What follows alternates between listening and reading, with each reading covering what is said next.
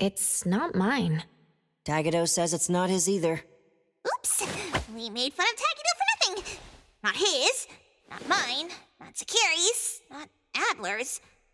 Whose is this? It's taking up a lot of space. Some new, antique? I don't think it's part of Hotori's collection. Huh? Wait, what's going on? About half an hour ago, when I returned to the shop, I saw a courier making a delivery. The package wasn't addressed to any person, just a bone antique shop. I saw that she was in a hurry, so I simply gave my signature for the package. I may have made a mistake. Maybe Kiromaru learned how to shop online? Wait, check this out on Bagel. Oh, what is it? Let me see! Mysterious puppets in hetero. Performance art or terrible omen? Wait, doesn't this look just like the one in our shop? Are they from the same collection? What's going on? Seems that similar puppets appeared overnight in populated areas throughout Hetero. There are 5 of them so far. At first, people thought it was Giovanni's doing, some kind of puppet-themed art exhibition organized by the Dvorak's or something like that. Others thought it was a promotional event for Miss Ellie's puppet project 1,000 Faces, which has been trending. Until someone claimed it was the work of an anomaly that drains life out of humans to make puppets.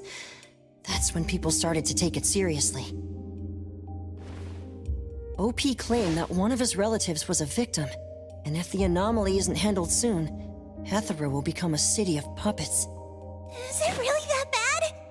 Mm-hmm. Anyway, people are afraid they'll be the next target, and more have been claiming that a certain puppet is someone they know, or even sharing close encounters with the anomaly. BAC has stepped in and urged citizens to exercise judgment, refrain from spreading rumors, and share relevant information to help the investigation. So, one our shop received is the 6th puppet? Wait, was the puppet still human not long ago? Maybe it's better to get JTF involved. I'll contact the Bureau. Can't even chill this morning. Not all of us can skip beauty sleep and still be beautiful like that woman.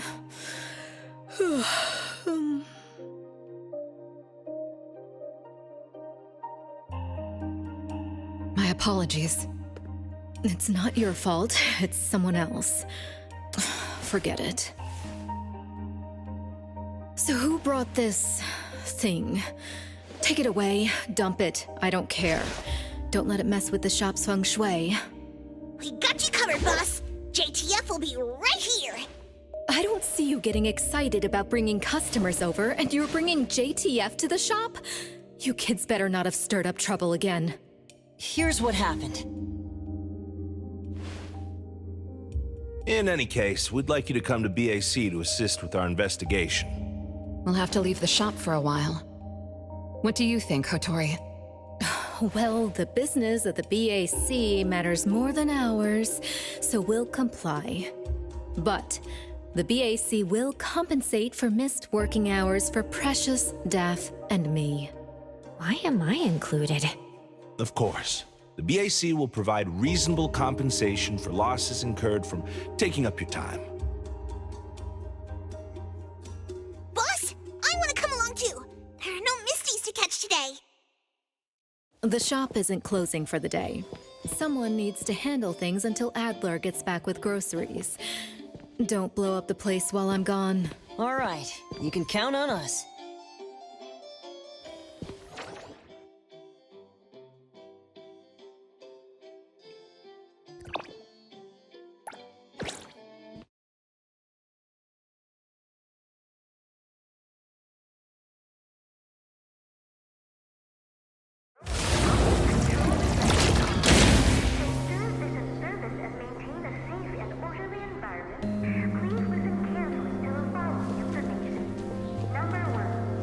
Greetings, everyone from A-Bone. ETD-6 is taking over this case. I'll introduce you to the operation lead in a moment. If Nellie's handling the introductions personally, this must be quite the complicated case. Since there's already online unrest, we decided to assign a team specializing in anomaly crimes and meme anomalies. Anomaly crimes? Those refer to human criminal incidents that involve the exploitation of anomaly characteristics, or espers. So, the Bureau suspects that this isn't the work of anomalies alone. There are more and more divisions in the Enforcement Tactical Division nowadays. The puppet from A-Bone has been transferred to TempCon. Please follow me.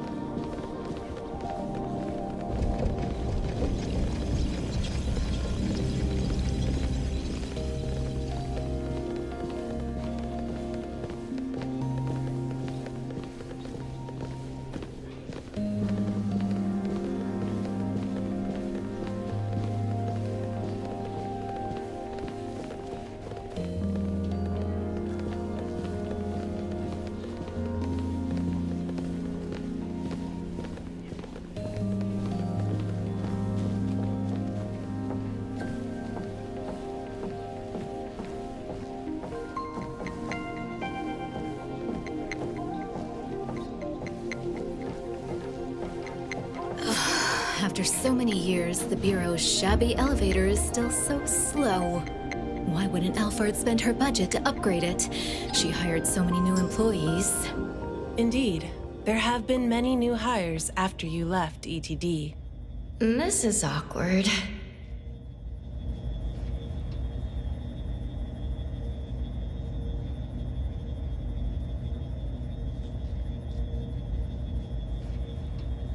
Precious, Daff, see you later.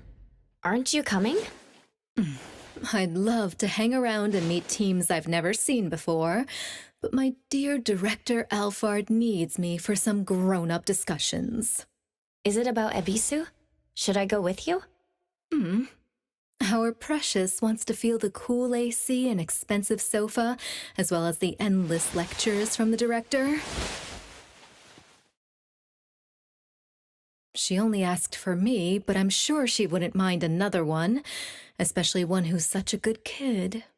You mean I don't have to go with you? Don't worry. The containment level needs your expertise more. Next time there's a chance, I still won't drag you along to suffer. When you're done with your work, just head back. Don't wait for me. I just hope today's parent-teacher conference doesn't set a new record for length.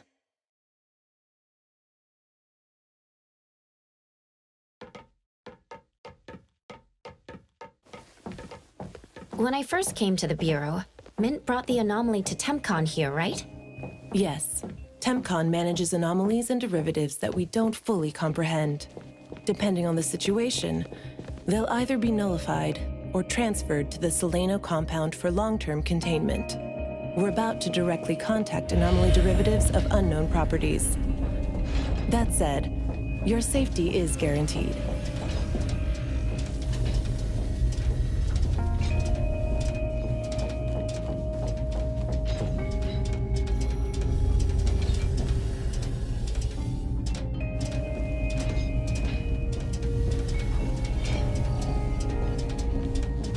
Stick to the plan.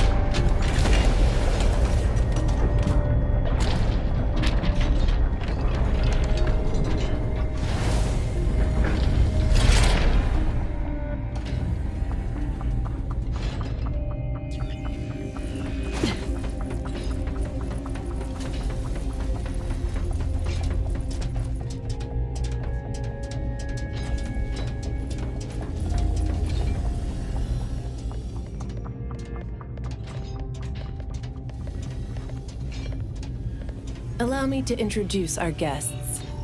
These are anomaly hunters from A-Bone Antique Shop, Daffodil, who witnessed the suspect in the puppetization case, and the appraiser, who has keen perception of anomalies. This is Chaos from ETD-6. Hi there. This is Lavinia, an operative from the Egosh Court. We'll be relying on the court's support for intel related to unknown anomalies. Blackbird was unable to attend today's meeting in person, so I'll be covering for her. Greetings to the people of A-Bone. Greetings. Now that everyone's here, let's get started. Who received the package? Tell us what happened. It was around 7:30 in the morning. I saw the delivery person place the package at the shop entrance. She approached me for my signature, saying she was in a hurry for the next delivery. I did not think too much at the time, so I signed and took it into the shop. But looking back now, the whole thing was pretty strange. The package was marked fragile, and the delivery person told me to handle it carefully. But the packaging was flimsy. Do you remember what the delivery person looked like? A young woman, not particularly tall. Short hair, in a Cool Express uniform. I didn't get a good look at her face since her baseball cap was in the way. Curious. From the package to the delivery person, everything was fake. According to our investigation of the Cool Express in Bridge Crossings, the delivery person responsible for Hankaku Street does not match Daffodil's description, and their work records show no irregularities. The shipping records from the package center also show no fragile items being delivered to A-Bone. Someone disguised themselves as a delivery person just to give A-Bone a puppet? Correct. The question is, why would anyone do this? Considering this may involve matters affecting A-Bone's interests, I'd like to consult with both of you. We also don't have any leads. Sorry to interrupt. I was thinking, what if this person wanted the appraiser's help? A puppet that allegedly was transformed from a human, wouldn't it retain traces of an anomaly? If that's the case, a client should have come forward to explain the situation. Even without a client, what harm is there in examining a gift at your doorstep? Can I take a look at it? Please, go ahead.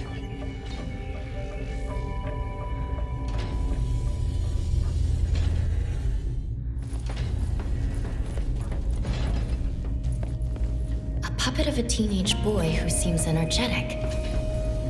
A puppet of a teenage girl. For some reason, she's looking this way. The cards in the pocket? Huh. The anomaly's aura seems to be coming from these cards. Bella? The red letters are names. And the number 0? All 6 puppets have a similar aura.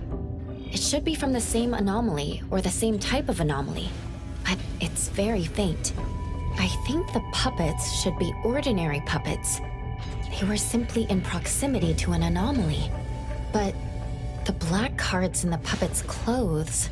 The cards are the derivatives, aren't they? Very likely. So people being attacked and turned into puppets by anomalies is just a rumor. Pretty much what I expected. Who would spread rumors on Bagel to cause panic? Could it be the same person who delivered the puppet to A-Bone? Bingo. You're asking the right questions. My investigation shows that someone hacked a bunch of Bagel accounts and started rumors about people being turned into puppets by anomalies. This is starting to affect the citizens of Hatharo. Take me, for example. I have a neighbor who never misses her daily dog walks, rain or shine, but she's scared of getting caught by the anomaly and began to ask me to run errands. Who's ever out there watching and laughing at us right now, feel free to pop champagne.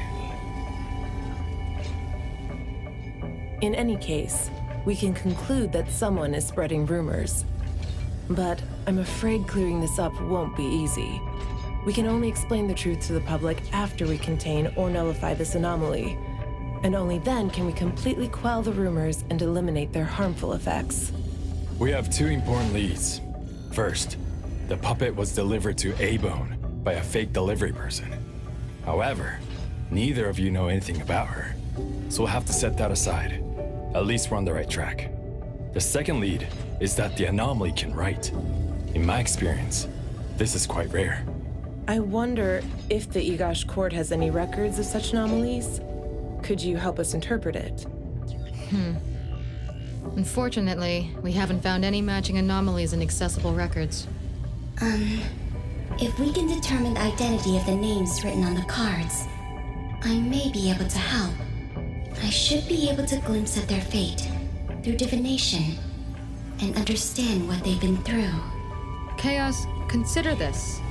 If anyone received a black card from the anomaly, you are welcome to bring them to the witch's house for divination. Understood. If anyone from A-Bone discovers new leads, please contact BAC as soon as you can. We will look out for more leads. Very well, let's adjourn.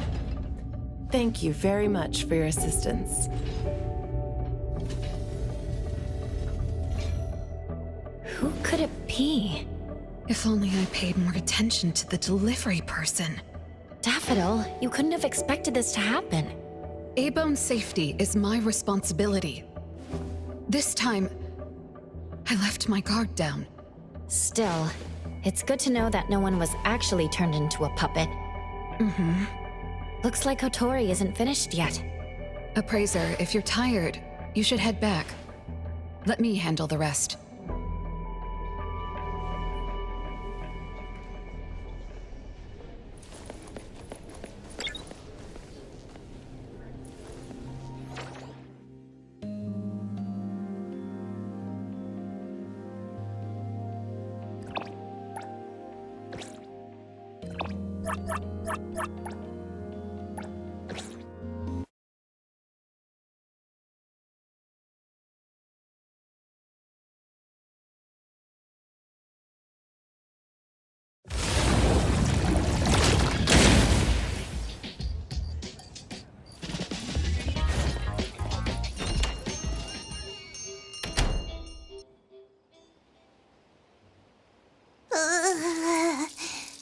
Natalie? Are you okay? One last spot. Alright. Natalie's special training of watering flowers and horse dance complete. Watering flowers in horse stance? I'm learning from my master. Integrate every bit of training into daily life, using the weight of the watering can to increase the training intensity. How's that?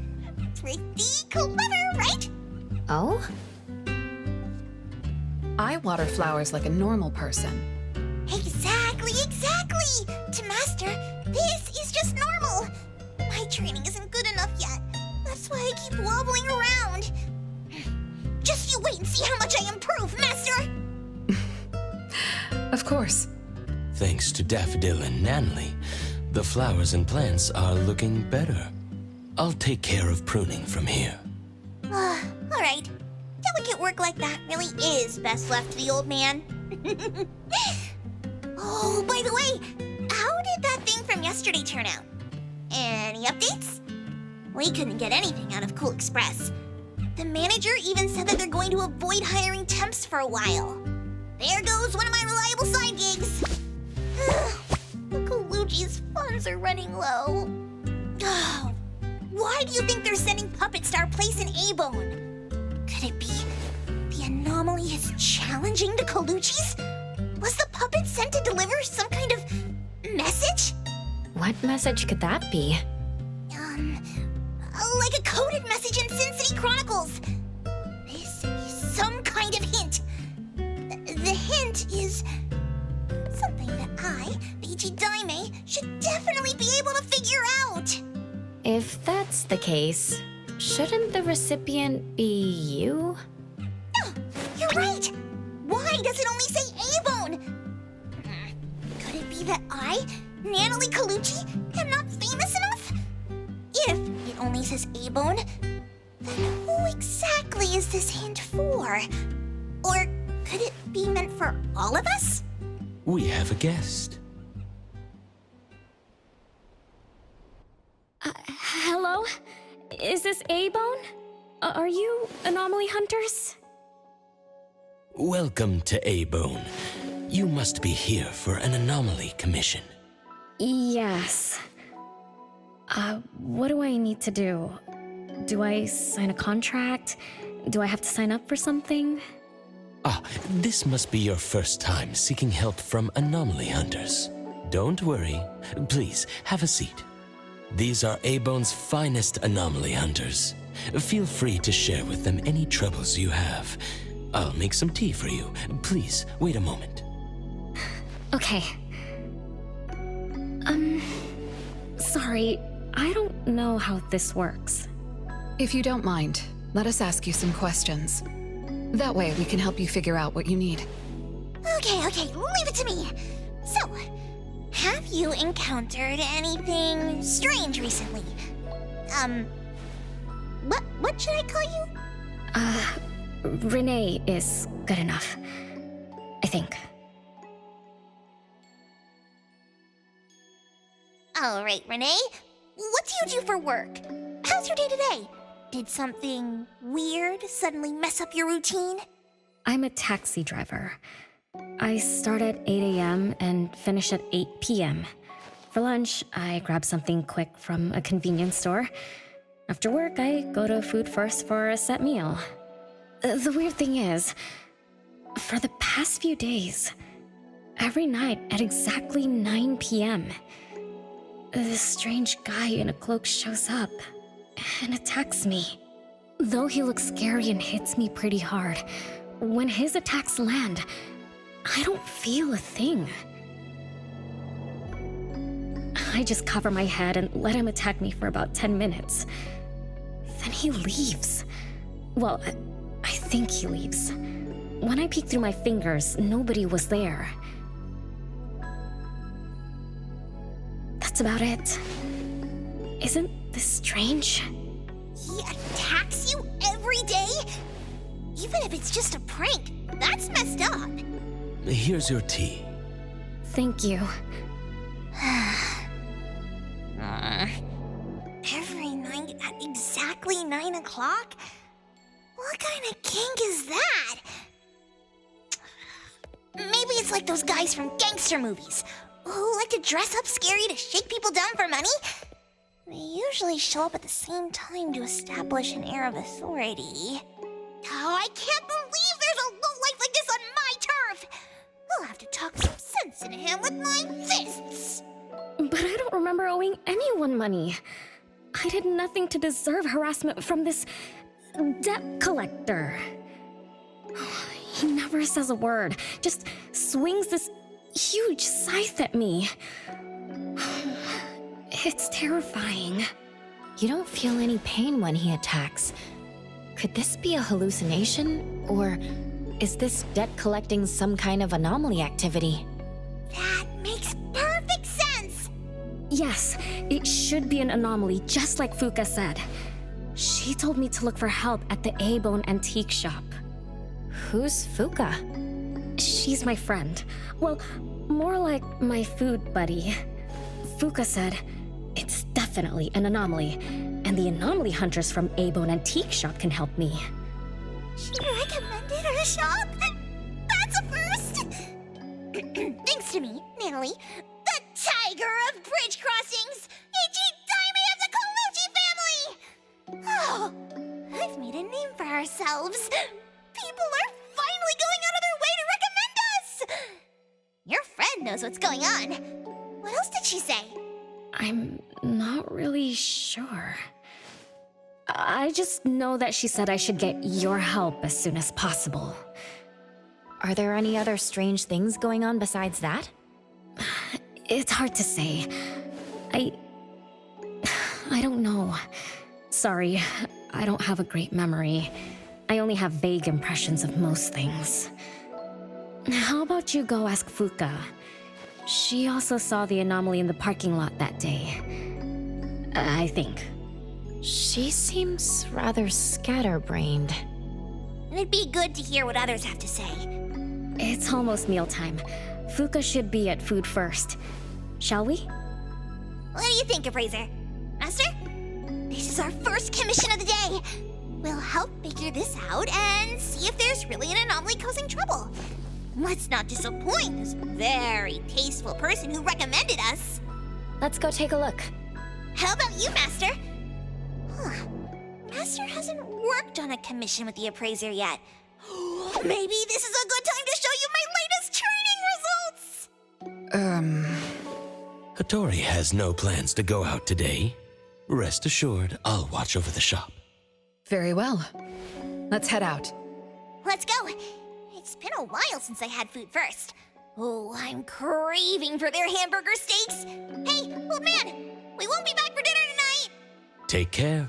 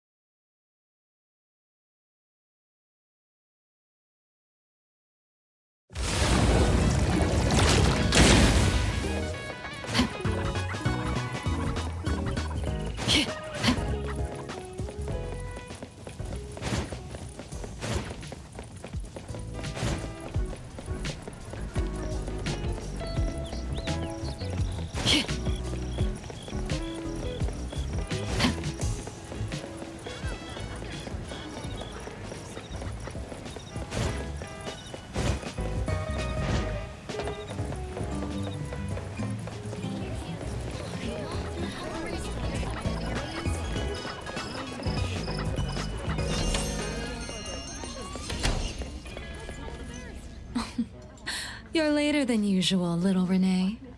Sorry for keeping you waiting. I'm sorry. I had something to do. No need to apologize. Your matters are more important. Are you anomaly hunters from A-Bone? That's right! The A-Bone detectives are back in action! I am Natalie Colucci, H.A. Diamond of the Coluccis from Bridge Crossings! This one is the core of our family, the Appraiser! And this here is... It's been a while, Daffodil. Well, you already know Master? Your master helped our family solve quite a few troubles in the past. Mother still can't stop talking about Daffodil's moves. Oh, no wonder you recommended us to Renee. Master's commissions always get perfect reviews. Sorry, I don't quite remember. It was probably back when the shop first opened, right? After all, we have monopoly on all anomaly commissions now. Fuka, we'd like to ask about the strange thing happening to Renee. Can you tell us about it? Of course. Let's sit down and talk.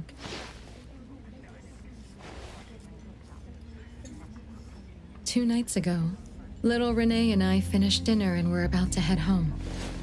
She offered to give me a ride, so we walked to the parking lot together. That's when we encountered this cloaked person. Cloaked person? Didn't little Renee tell you about it? The anomaly she saw was a strange figure that looked like someone wearing a cloak. Oh, did I really say that? You little scatterbrain, forgetting what you said again. I'm sorry. No need to apologize. But to be honest, I don't know what this so-called cloaked person actually looks like. You don't know? Weren't you there? I was.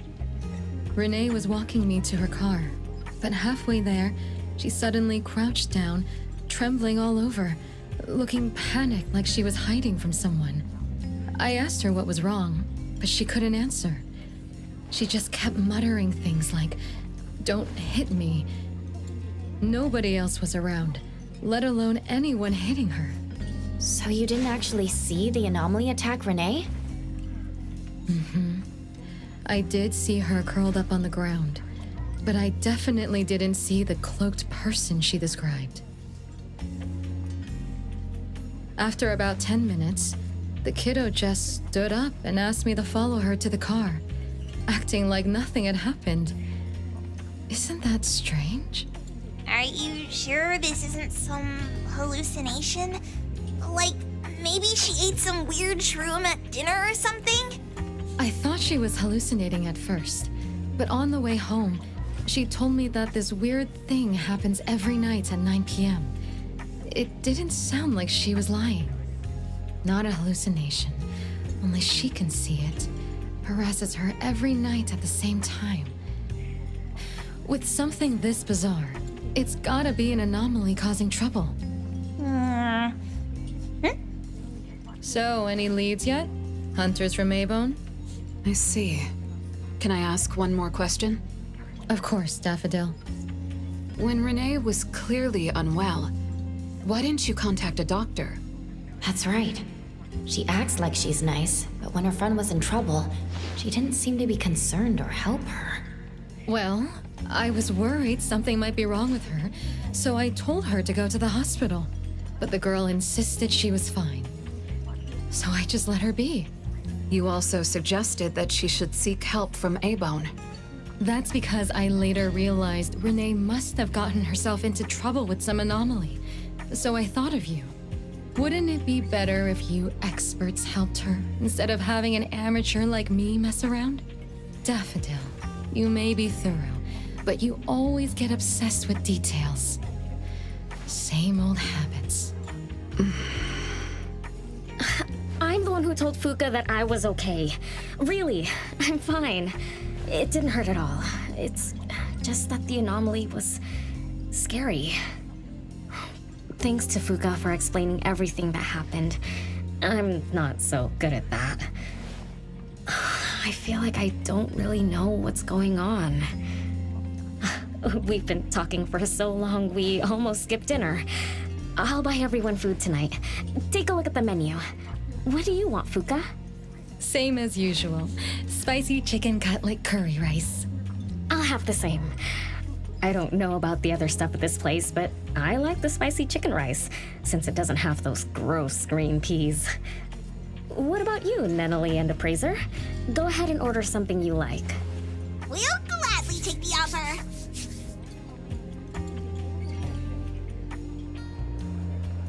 It's 2 minutes before 9 o'clock. According to Renee, the anomaly will appear in the parking lot right on time. I wonder if we'll get to see that cloaked person show up to collect debts. From what Fuka said, not everyone can see it, right? Or maybe ordinary people can't see it? It might not be a weirdo in a cloak either. After all, she's a bit scatterbrained. She could have gotten it wrong. There are many anomaly hunters here to protect you today. No need to be afraid. Thank you. You always take care of me. Then I'll walk ahead. He'll show up soon.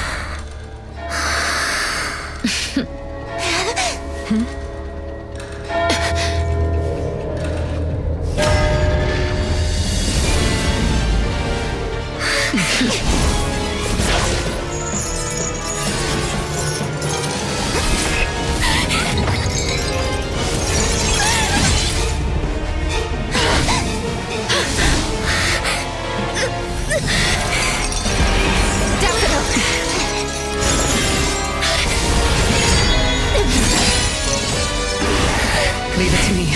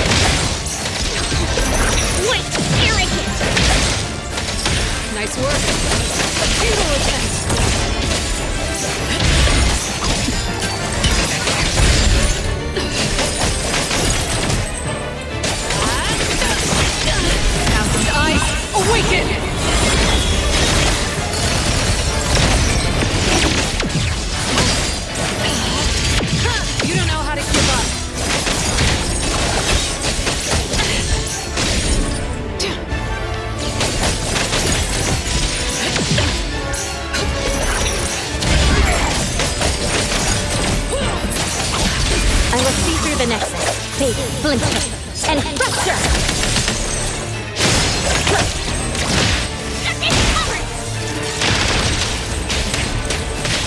Take that! The city's mine!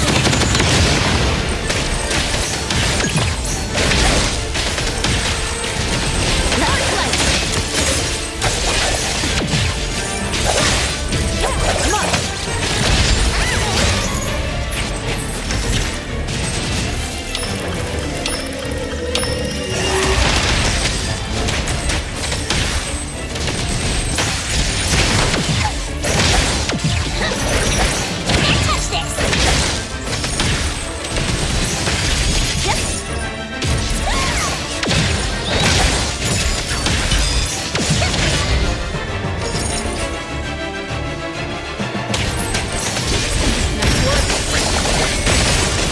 Nowhere to hide.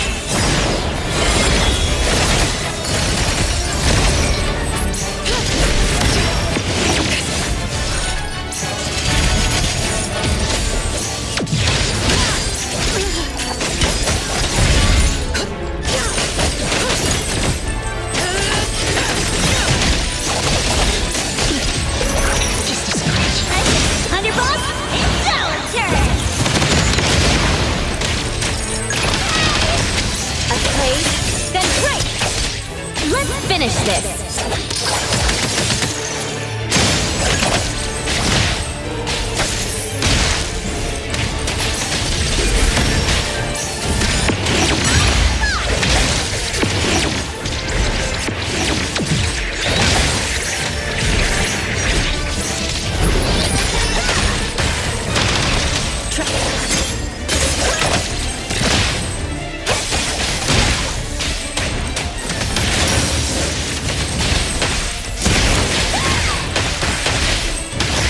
Take that! The city's mine! Just a tickle.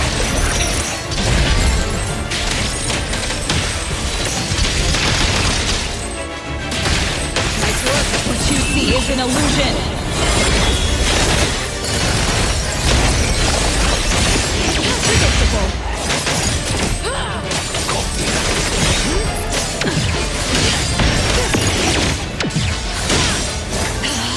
Your moves are sloppy.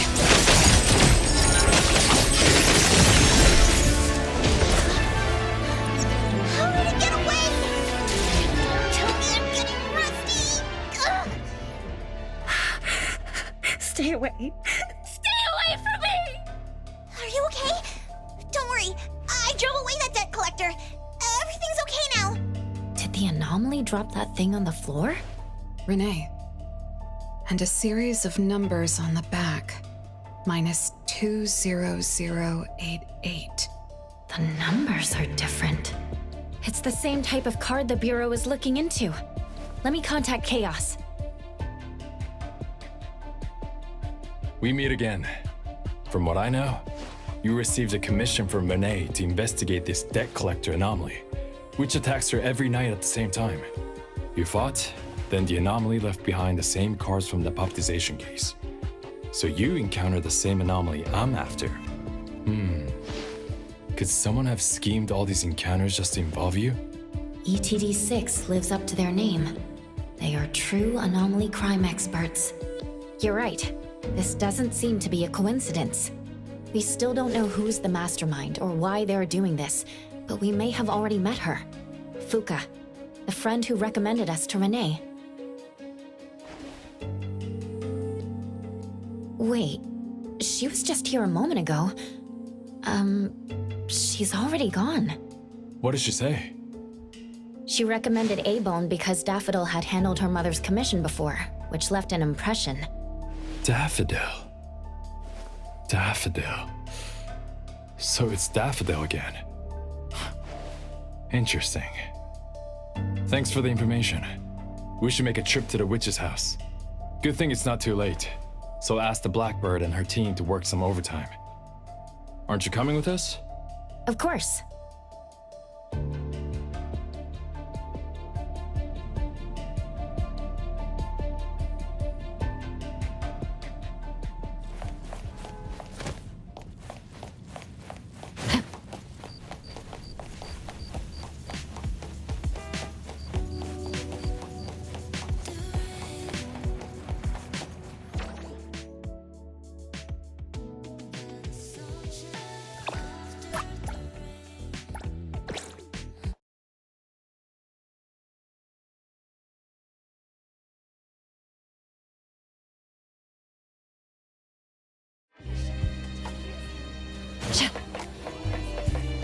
Noted.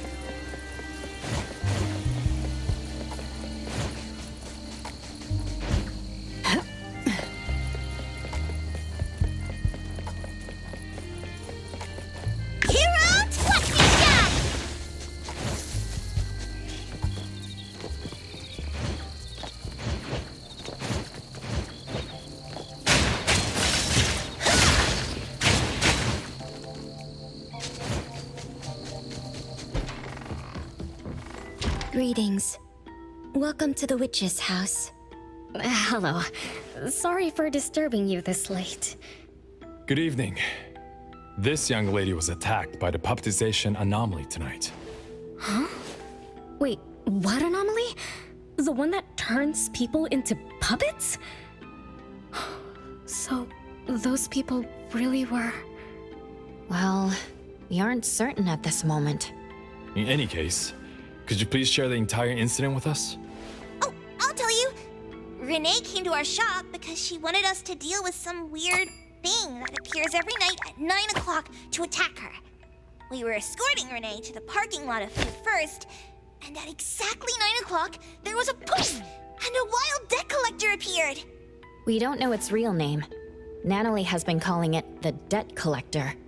That's right. It was swinging a huge scythe at Renee. I don't know if my eyes were playing tricks, but the scythe went through Renee's body. I was worried. I think I saw that too.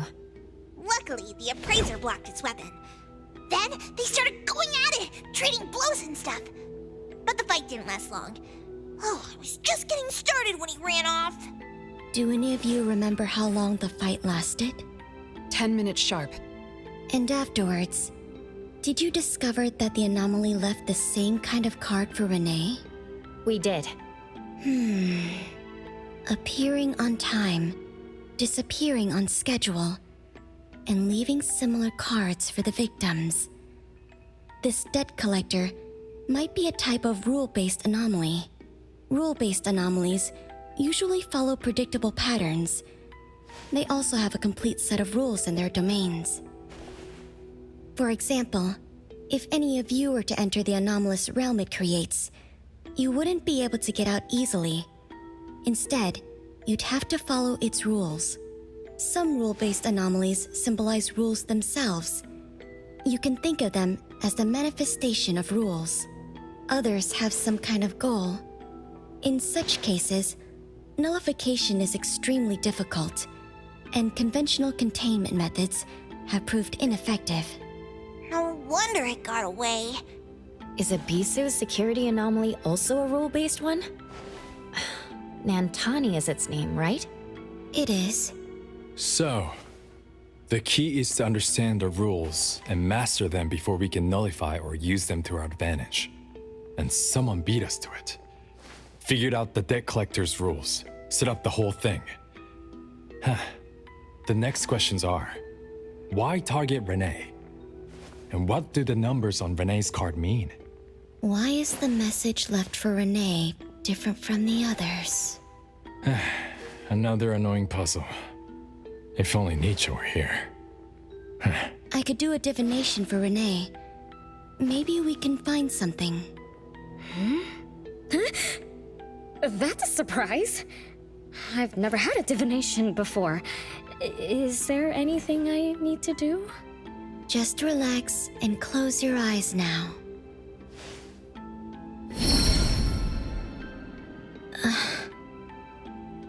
Oh, lost child of fate. Your tomorrow is trapped in blankness. Wait, what? What trap? What blankness? I thought divination is about tomorrow being lucky or a sunny day. Oh. Your fate is rather unusual.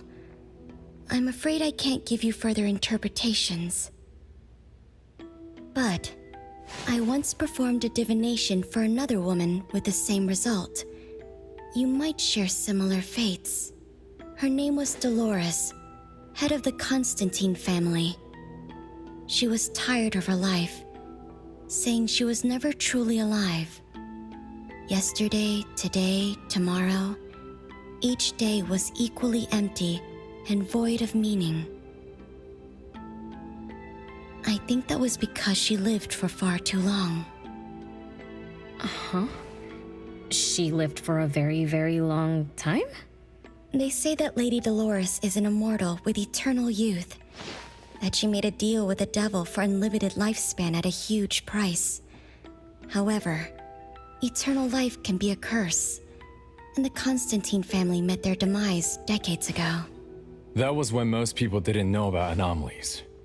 People simply believed in curses.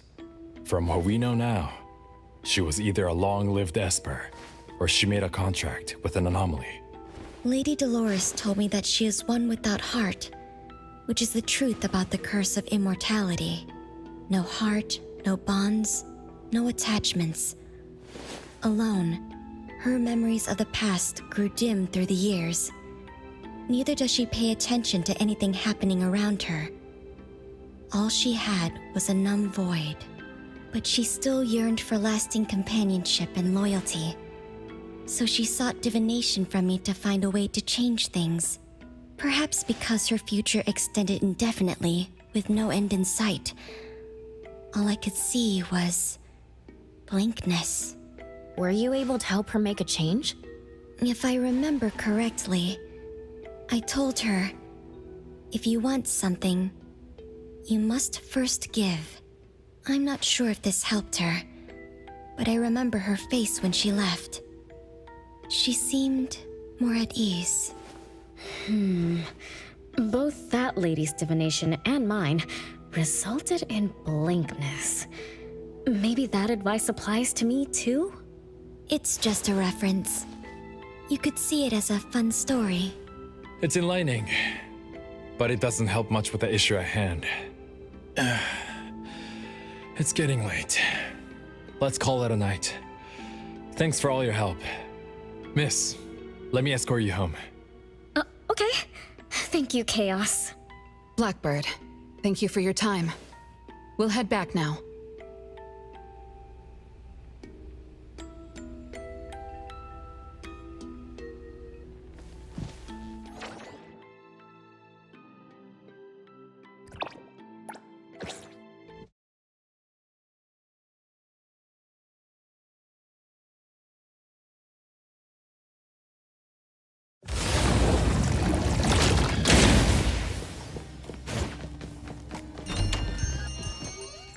Whoa! It's already so late! Today was a lot of work without a lot of results, huh? A rule-based anomaly, weird messages on a card, and some story from way back. There seem to be a lot of clues, but there isn't a way to connect them together. They must be related. What could be the missing link?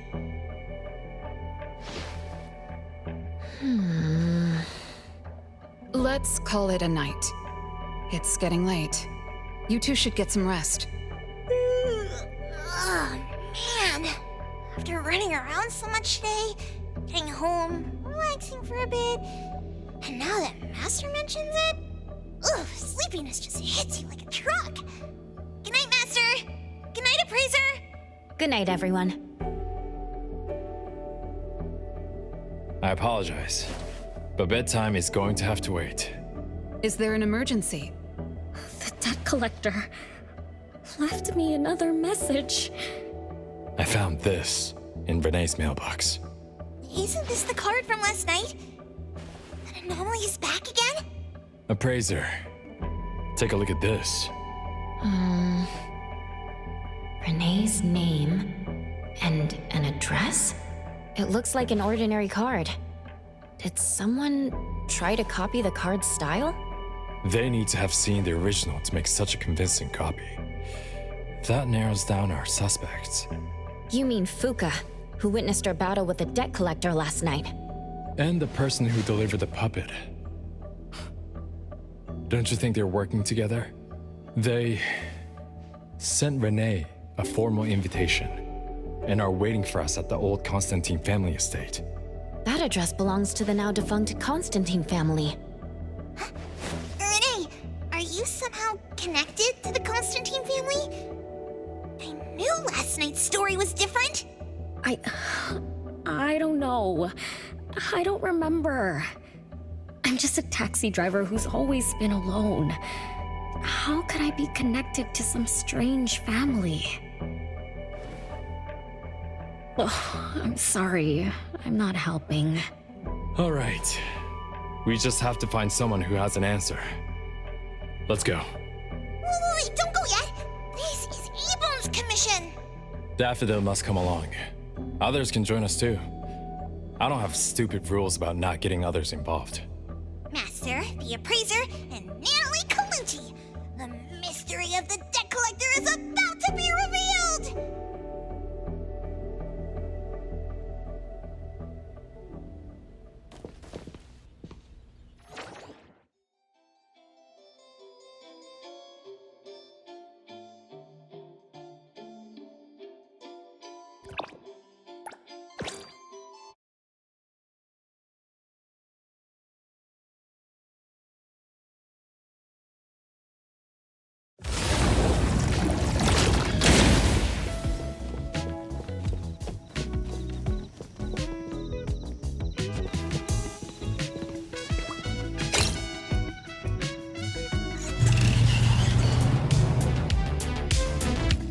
I'll handle this part.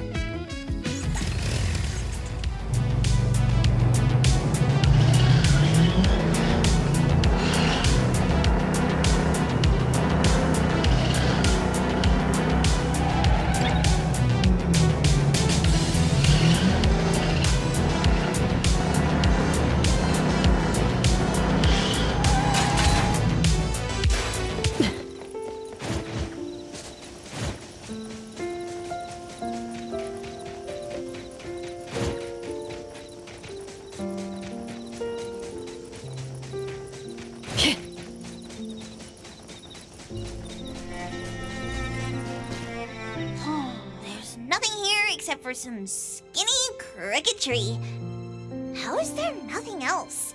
Was there really a big mansion here before? It's a cherry blossom tree. I didn't notice before, but wow. It's grown so tall already. The branches might be thin, but they're sturdy. Natalie, do you want to climb it? Me? Climb the tree? Now? Let me see if there's a good angle to climb. It's been a while. I'm not sure if I can do it. Or maybe it's because I was smaller when I was a kid. I could just hop and reach the top. But now... maybe it's better not to try. Huh? Why are you all looking at me? I'm sorry. My bad. This isn't the time to be fooling around. Let's have a climbing competition after we solve the mystery. Let's get back to the case. Renee said she's been here before, specifically when she was a kid, and that she used to climb this cherry blossom tree.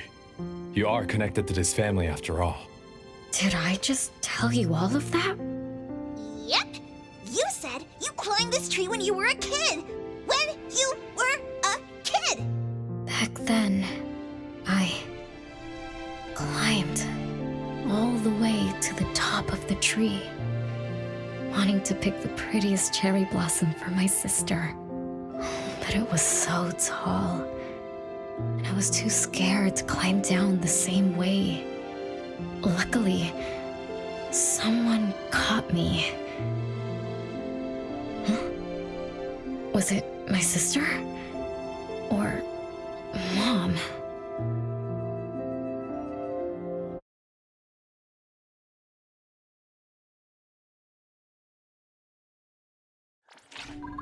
Ow! That hurts! Renee, are you okay? My head hurts. But my limbs are where they should be. What about you, Appraiser? I'm okay too. Where are we? What just happened? I'm not sure, but it looks like we're in an anomalous realm. You remembered climbing the cherry blossom tree as a child, then we got pulled in. Natalie and the others aren't here. They might be separated. This is my fault. I'm so sorry. I had no idea this would happen. No worries. It's not your fault. Besides, we hunters are used to being pulled into anomalous realms. The real question is, how did we end up here? What a grand entrance. This must be some wealthy family's mansion. Such as the residence of Lady Dolores, head of the Constantine family. Have we traveled to the past? Not necessarily. Maybe the anomalous realm is simply recreating scenes from the past. Do you recall anything else from when you were a kid? Anything helps. I can't. Oh, my brain is still foggy. But I can feel this. Ever since I got here, I've been having a sense of nostalgia. You must be somehow connected to the family. Whoever brought us here knows that. But didn't the Constantines disappear decades ago? That doesn't match up with my age. You're right. What you just remembered was from when you were little. If you can remember more, maybe we can get closer to the truth. I'll do my best. But how do I do that? Let's look around. Maybe we can find the key to your memories.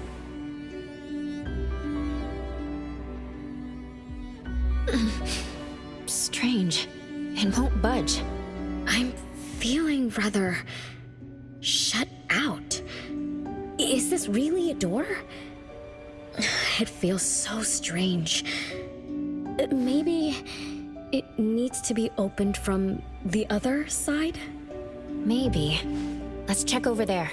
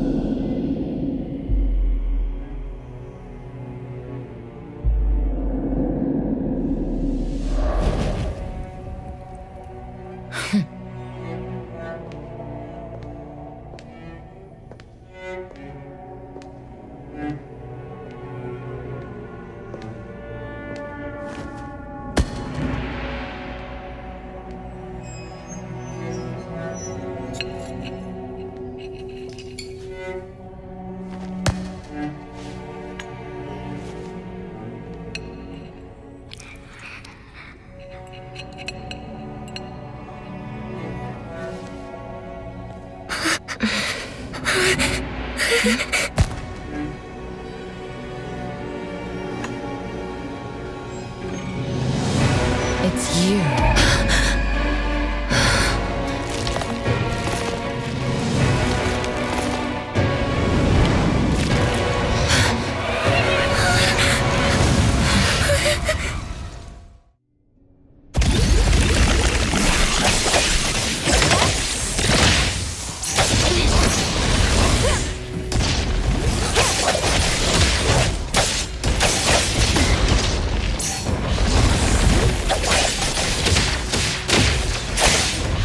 Careful.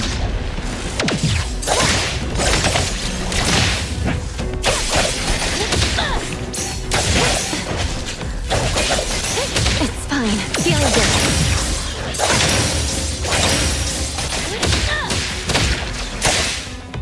Excited? Fight hero! Great. What was that just now? Something from the past? A family sitting around the table, getting ready for a meal. Is this space replaying events from the past? How strange.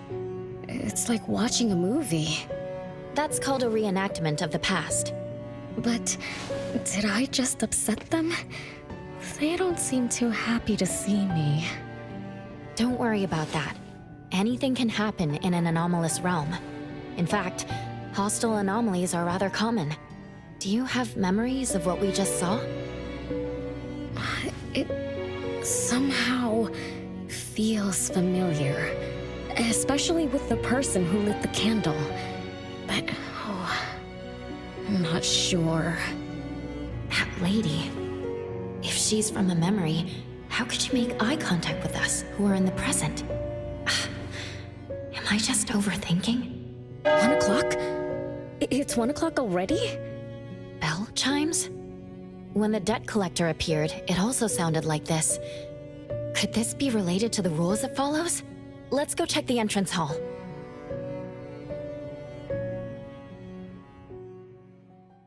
Oh, impressive!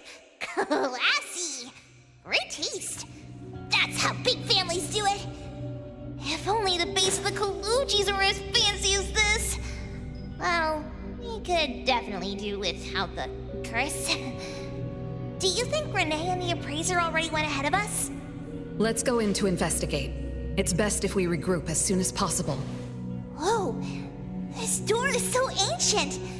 It's not going to fall apart if I push it, right? An old, ruined mansion that suddenly appeared, long neglected and unmaintained. Could this be how the Constantine family mansion looks now? The desolation we just saw could be an illusion to hide this place. That makes sense. And then Renee dispelled the illusion. She must be part of this family. In other words, the master of the family returns. An old mansion abandoned for decades. I better be careful.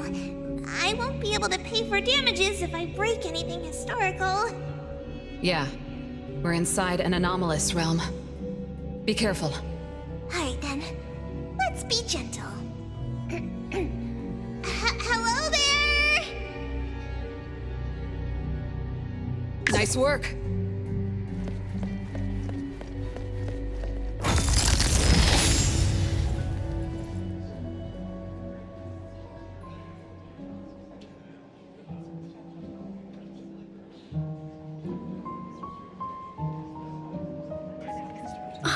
It's that lady from before.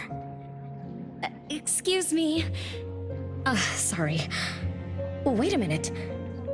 Were you talking to me? She just walked away without responding. I'm so confused. We can talk to people from the past? It's like an interactive movie. No, wait. It's more like a stage play. Maybe we're also on the stage. Are we the audience? Or are we unwitting participants? Let's just say we're on the right track. You could try talking to the one who just lit the candle. Ask about how things are going. That lady. Oh, there she is! We'll have to squeeze through the crowd. It's going to be tough. Why are there so many people here?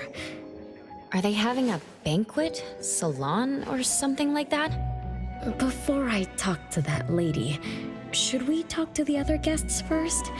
We can figure out what's going on in this mansion. That's a lot of people, though. When I drive a taxi, I don't need to speak to more than 2 or 3 passengers. No need to push yourself. Want me to handle this instead? Appraiser, you've done a lot for me. I have to step up. Besides, this is the first time I want to figure things out. These are probably things I never should have forgotten.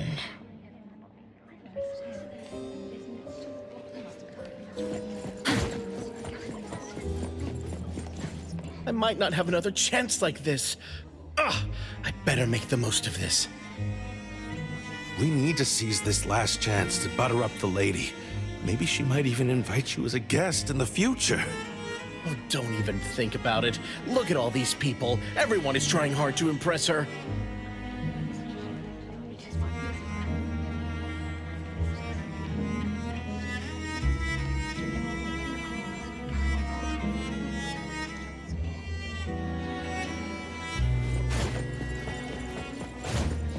Which family does that young girl with the white hair belong to?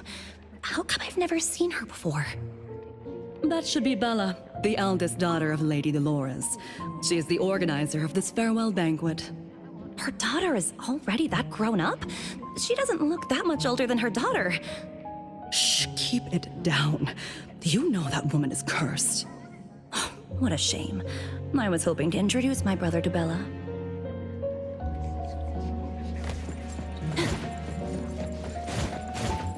The salon has been running just fine. Why is it getting canceled?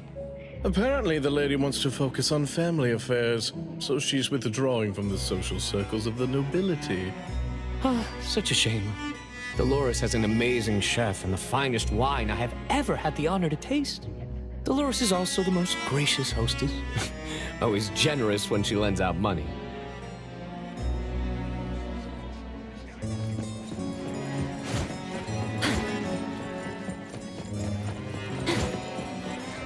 That woman is finally stepping down from the stage. Tut-tut, shamelessly enjoying eternal youth. Just because she had a deal with the devil. Look at this mansion. Look at all these treasures. Who knows how much wealth she's swindled over however long she's been alive. This is my last chance to find her source of immortality. The salon ends at 3 o'clock. Look at what time it is already. What's taking those useless guys so long to make a move? I told you, those so-called exorcists you hired are nothing but frauds. You better give up on your delusions. My brain is getting fried from what the guests are saying. So many conversations. So many faces. So many names. Let me think. Bella. That sounds familiar. Very familiar. Extremely familiar. Oh, that feeling is back again. It's just hearing that name brings up this nostalgia. One of the puppets recovered by the BAC is also called Bella. Can this be a coincidence? What do you think? You said the BAC found cards in the pockets of the puppets, and those cards were similar to the one I got.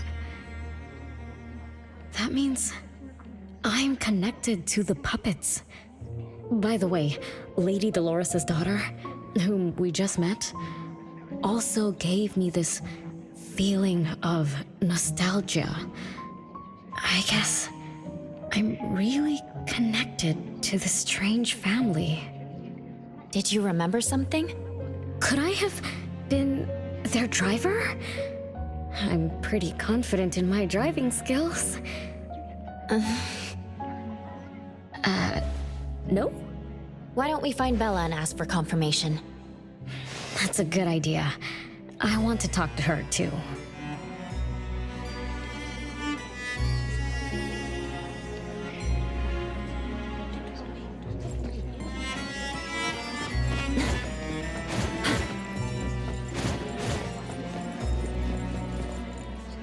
Renee, this isn't a place for kids.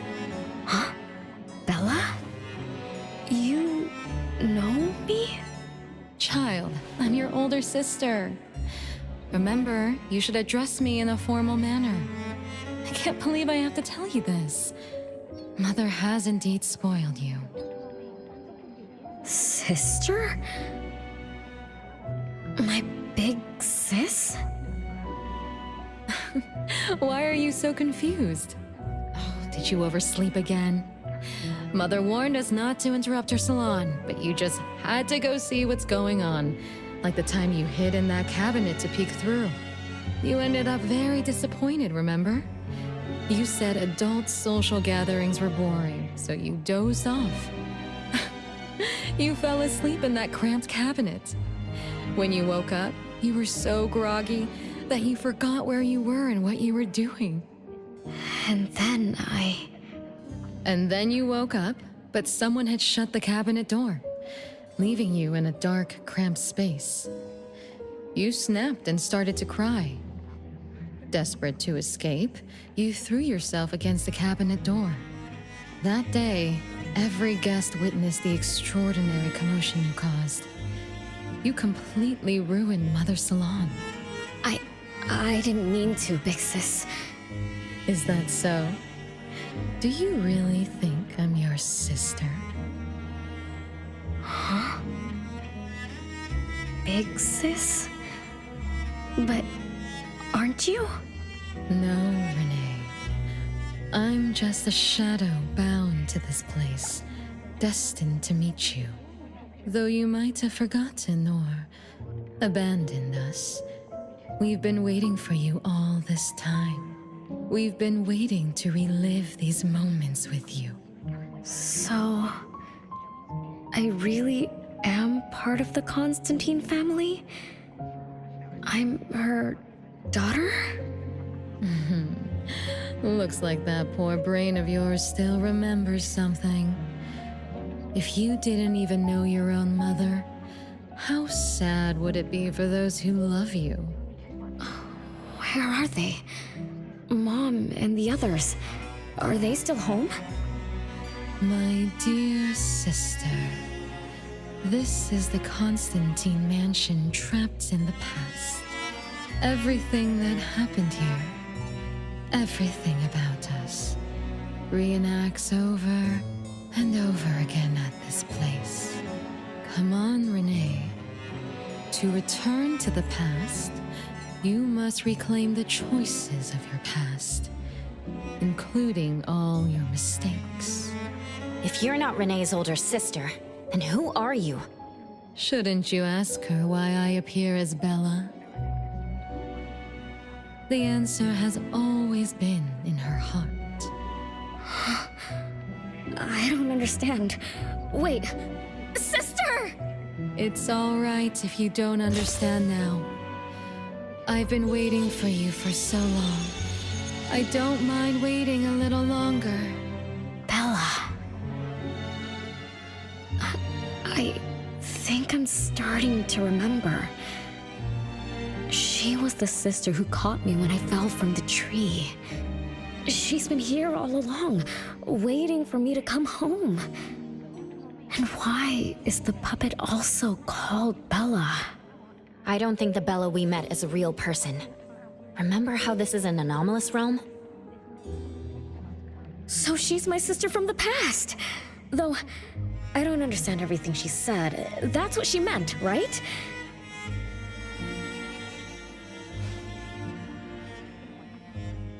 Then I really am part of this family.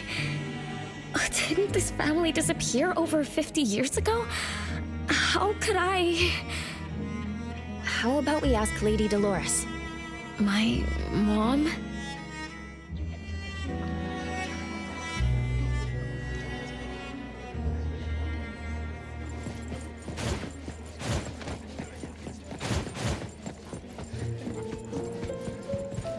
Hello, can I pass through? Excuse me, coming through. Hey, get in line if you want to butter up the missus. Take turns like everyone else. You're not the only ones who need something from her. Dolores is far too kind to you commoners who are uncultured bumpkins with no etiquette. Do I need to remind you about what first come, first served means? I don't think we can squeeze through. These guests aren't very friendly. There was one bell chime when we came in. The salon started at 1 o'clock. If this scene closely follows how it played out in the past, they should leave as soon as the salon ends. We should be able to approach Lady Dolores then. Oh, good point. Thanks for coming up with a plan. I couldn't have done this alone. When does the salon end again? It should end at 3 o'clock. So we wait until the clock chimes 3 times.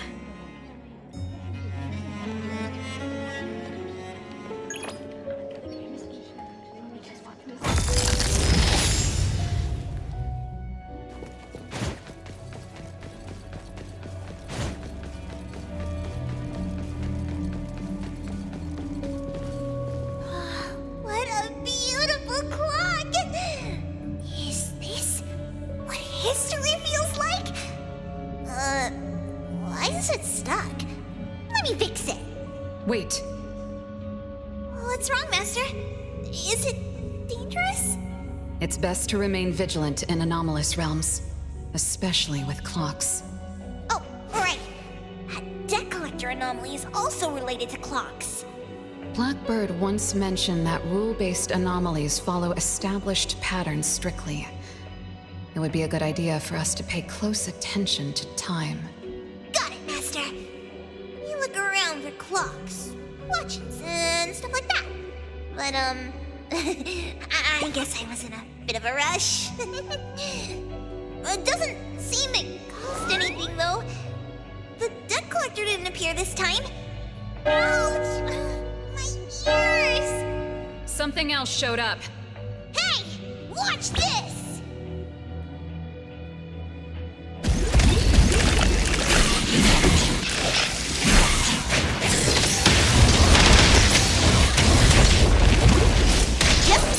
Just a tickle.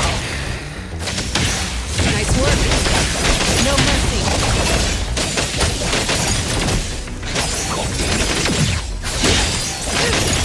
Predictable.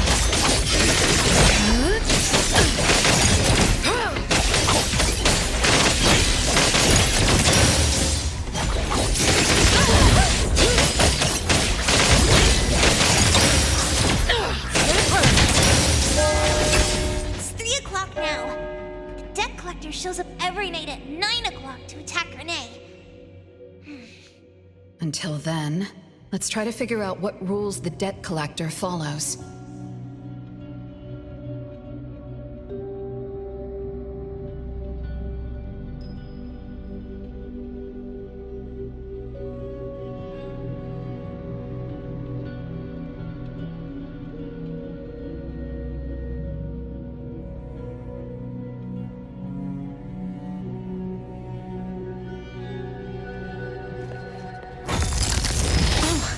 It's 3 o'clock already.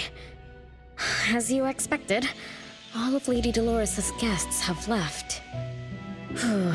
I'm going to see Lady Dolores now. Take it easy. Don't be so nervous. I'm here with you. Okay, deep breaths. Deep breaths.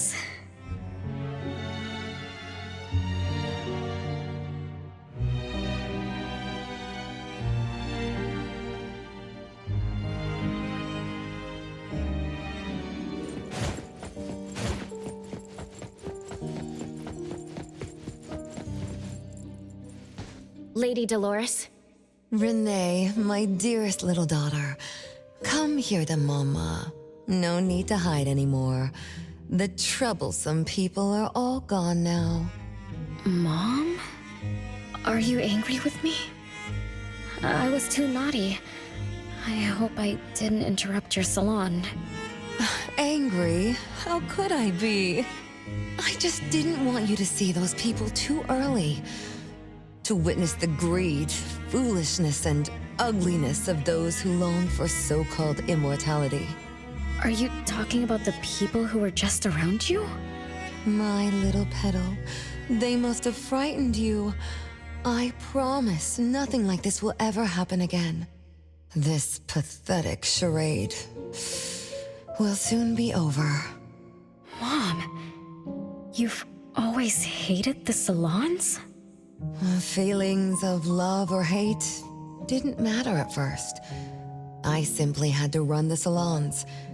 I had to use these connections to reverse the decline of the Constantine family. Besides, I don't even remember all the little things. But even though my goal was fulfilled long ago, these salons kept going, one after another. Perhaps they weren't the only greedy ones. I was too. I was too young and too foolish. I mistakenly thought gathering them under this roof could bring me some comfort. However, they were nothing but a bunch who envied the family's reputation, coveted the wealth in this mansion, and lusted for so-called eternity. After a while, I came to see them as nothing more than greedy beasts, scrambling for scraps and pandering jesters making fools of themselves. I guess they sufficed as entertainment. I don't get it. It's okay if you don't understand. Mother promises that you, my little petal, will never need to understand this. These troubles will never bother you again. Mom, are you not hosting salons anymore? Whatever I sought in those salons was a mistake from the start. I must correct this mistake. And the catalyst for that change is you, my dear. My little petal. Family is what matters most. You are the most precious gift in my life, as well as the very source of meaning in my stagnant existence. Whatever time we have left, we must treasure every moment together. From now on, as long as I'm with you, as long as our family lives together in harmony, a moment of happiness with family is worth more than an eternity in solitude, even if it's just for a brief moment. Mom, wait! Little Renee, what would you choose between an eternity in solitude or a moment of happiness? Big Sis! You appeared out of nowhere. That was spooky. Wait. What did Mom mean? And the rumors about the family. Is Mom cursed with eternal life? But how can eternal life be a curse? Isn't it great to live forever? So that's your answer. Well, having something is better than having nothing, and having more is better than having less. Right? Like, if you have endless time, couldn't you do as many things as you wanted? If I had eternal life, I wouldn't know what I wanted. And I wouldn't know what I could do. I wouldn't even remember what I've ever done. This is my life right now. All this time. What have I been living for? Days with nothing to do. With no meaning. And with no end in sight. So that's why it's a curse. Poor Petal. It seems that even after forgetting us, you still haven't found what you desired. Or was the kind of happiness you were looking for nothing but drifting through life in a daze, barely conscious? No, I didn't forget you on purpose, Big Sis. It's not like that. Little one, you self-contradict and don't act as you say. But I believe you, because you've already paid the price. Just like your first answer, you made a choice before. That choice allowed you to return here by yourself, but it also made you forget everything, including us. You're saying Renee chose eternal life like Lady Dolores? What do you mean? Me? Eternal life? No way. Did I? But what about you, Big Sis? Mom? Are you all alive? At least you weren't made into puppets. Thank goodness. Renee, you basically forgot everything about us. Mother, the one who gave us life, loved you so much. She used a picture of you as her bookmark. When she read before bedtime, her gaze would always drift towards your smiling face. Every little thing about you, your quirks, your habits, your childish nonsense, she remembered it all. You were the only one she had in her eyes and in her heart, as if the rest of us didn't even exist. And we are the same way too. Mother, Elliot, Teresa, everyone is waiting for you. Won't you come see them? Mom, And the other siblings? Everyone's waiting for me? The cherry tree Mother planted in the courtyard is bathing in sunlight and in full bloom. Time has come to a standstill, and moments of happiness place over and over again.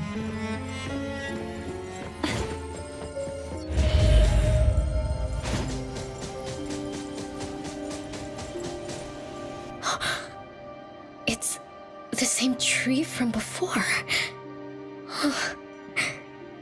The cherry blossoms. Oh, they're so pretty. Back then, when I was looking up at this tree, I suddenly wanted to pick the most beautiful branch for Big Sis. I thought she'd definitely look pretty with cherry blossoms in her hair.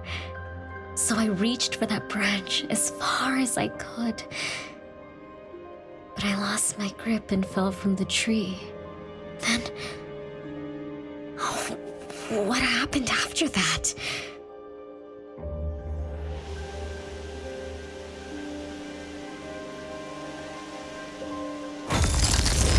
This is the crooked tree we saw when we first got here. The flowers have withered. Just like the fate of the Dolores family. Be careful. Looks like we're not the only ones here for the flowers.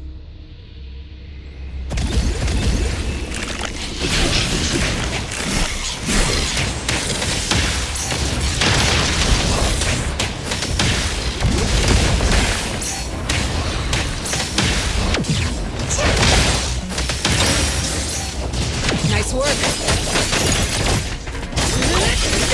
No mercy.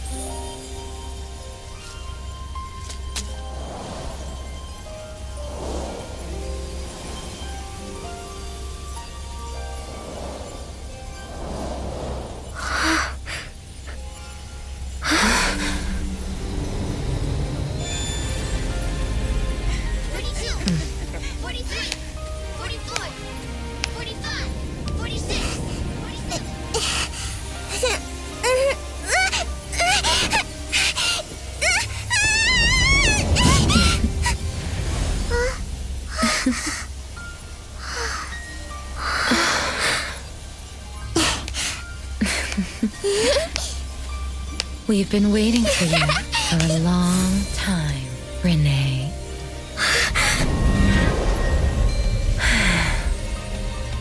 Do you remember the reason we were born and the purpose we must serve?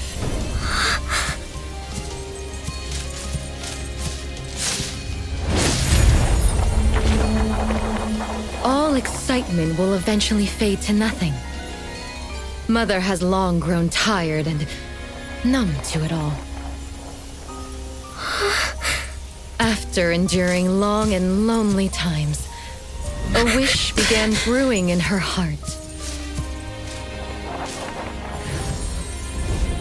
We thus awoke to the blazing call of Mother's heart and came to her side. We swore with our very existence that Mother would never be alone again. Surrounded by her children, Mother found the companionship and happiness she had longed for. But she didn't stop. She kept yearning for more. Because we weren't able to satisfy Mother's deepest wishes in her heart. However, our mother's wish was never fulfilled, and that day will never come. The last child to wake up, the most beloved of all, brought nothing to Mother and this family, but curses, betrayal, and destruction. And now, she's back.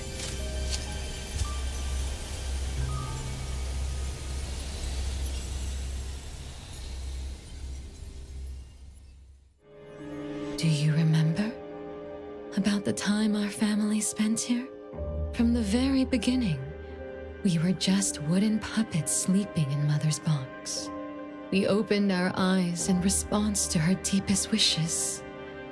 We answered her calling from the depths of her heart. Teresa, Elliot, Yvette. One by one, the children woke up and gave everything they got to put a smile on Mother's face. Those names are the same as the puppets found by the Bureau. This was Mother's miracle. She gave life to the wooden bodies of her puppet children. All of us shared Mother's gift of eternity. In return, we brought her laughter and companionship. The happy times seemed to last forever, but Mother still felt lonely. She was still yearning for more. As long as Mother's wish remained unfulfilled, more children would continue to come to her side. And you, little Renee, are the last child to receive her favor, and the one she treasures most. So, we used to be puppets, and I woke up because of Mom's magic. That must be the Esper ability of Lady Dolores. Our existence, our calling, and our purpose. Everything was dedicated to Mother. Thank you for helping me remember all of this, Big Sis. Unfortunately, you abandoned all of our duties. You betrayed us and committed an unforgivable sin. Sin? I don't get it. You forgot your family. You even forgot the sins you committed. But that's okay. I'll make you remember everything. That's exactly why I am here. The sin is recorded on Mother's registry in the study. Won't you go see for yourself? You could give us a better explanation. Everything started because of you. My ignorant little sister. Oh, wait a minute. Don't leave me, sis!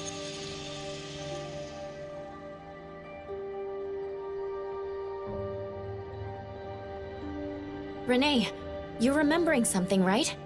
Just like what Bella said. We're all puppets that woke up in response to Mom's wishes. We exist to keep Mom company. I remember many, many things now. I had tea with my siblings. We also played hide and seek at home. But Mom, our beloved Mom, where is she now? Why am I the only one alive by myself? Where did they all go? We'll have to check the study.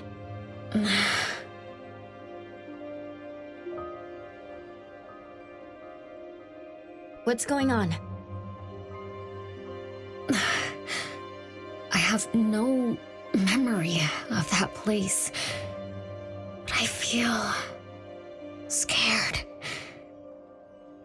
There is something in the study.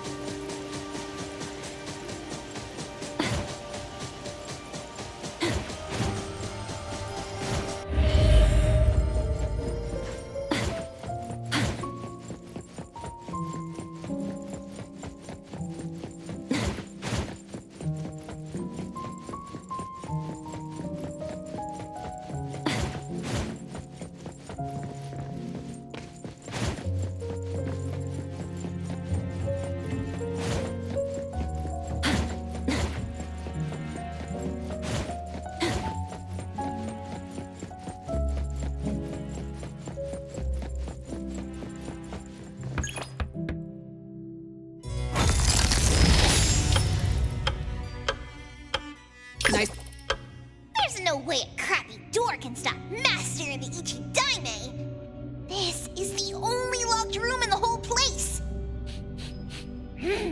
I smell secrets. Do not let your guard down. Be careful. Yes, Master! Another grandfather clock? Ugh, either Lady Dolores is a clock nerd or this anomalous realm is related to the concept of time. Something feels off. Let me look closer. Wait, Natalie.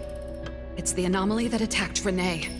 I think it doesn't want to hurt us. We're not its target. Renee is. What was that thing about rule-based anomalies again? It follows rules. It only starts moving at exactly 9 o'clock, and its target is just Renee. You're right. Even if we attack it now, it'd likely be as futile as last night. If Blackbird is right, it only nullifies itself after completing its mission. It's getting closer to 9 o'clock.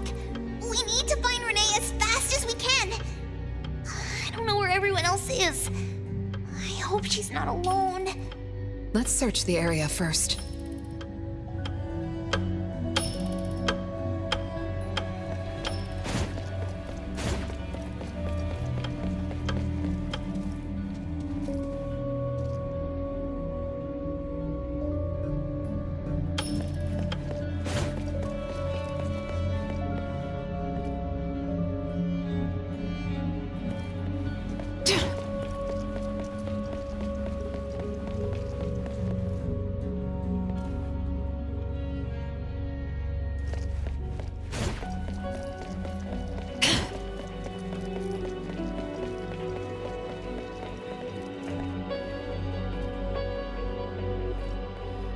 With so many siblings around, the house must be crowded, right? I wonder what it's like, playing and messing around with them every day. Master, do you have any siblings? Yes and no.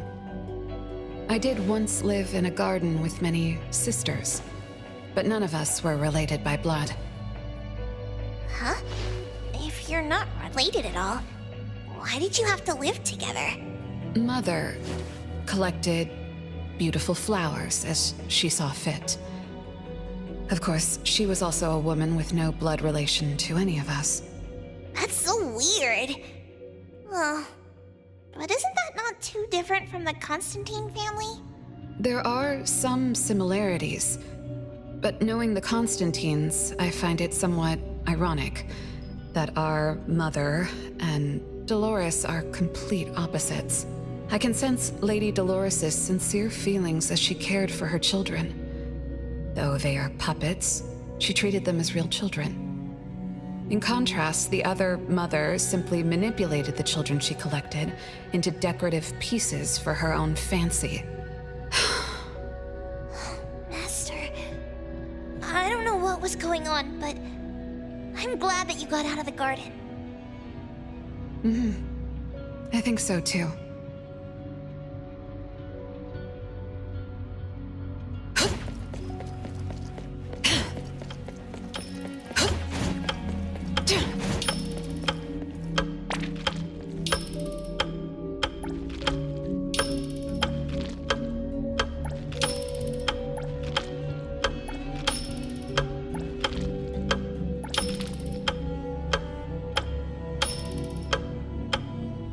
Chances are, Lady Dolores has met her demise. Only Renee's number is different. We won't let it turn into 0. The curse of eternal life, a fallen family, a blank tomorrow. Hints about time are all over the place. Could the numbers represent lifespan? Huh? Let's see. 20,000 days is roughly 50 years. Blackbird also said that the family was gone for about half a century. Wait, does this mean 50 years ago? Renee should have... Based on this line of thought, she should have withered along with the family. But for some reason, Renee still exists in this world. So as the days go by, she's just, racking up life debt? If the debt collector abides by the laws of nature, then I believe you're right. All creatures abide by the laws of nature. Birth, aging, sickness, and death. Those who defy them must pay a price. Even espers with near infinite lifespans pay a price when they gain their abilities. Renee, what price did you have to pay? Why did your life freeze 50 years ago instead of reach its end? The debt collector must be hunting you because the laws of nature require your removal. So the puppets at the Bureau, they were Renee's family? Removed by the debt collector? Master, what should we do? Renee's commission. A-Bone accepted the commission. There's no reason to break our contract. I'll do my best.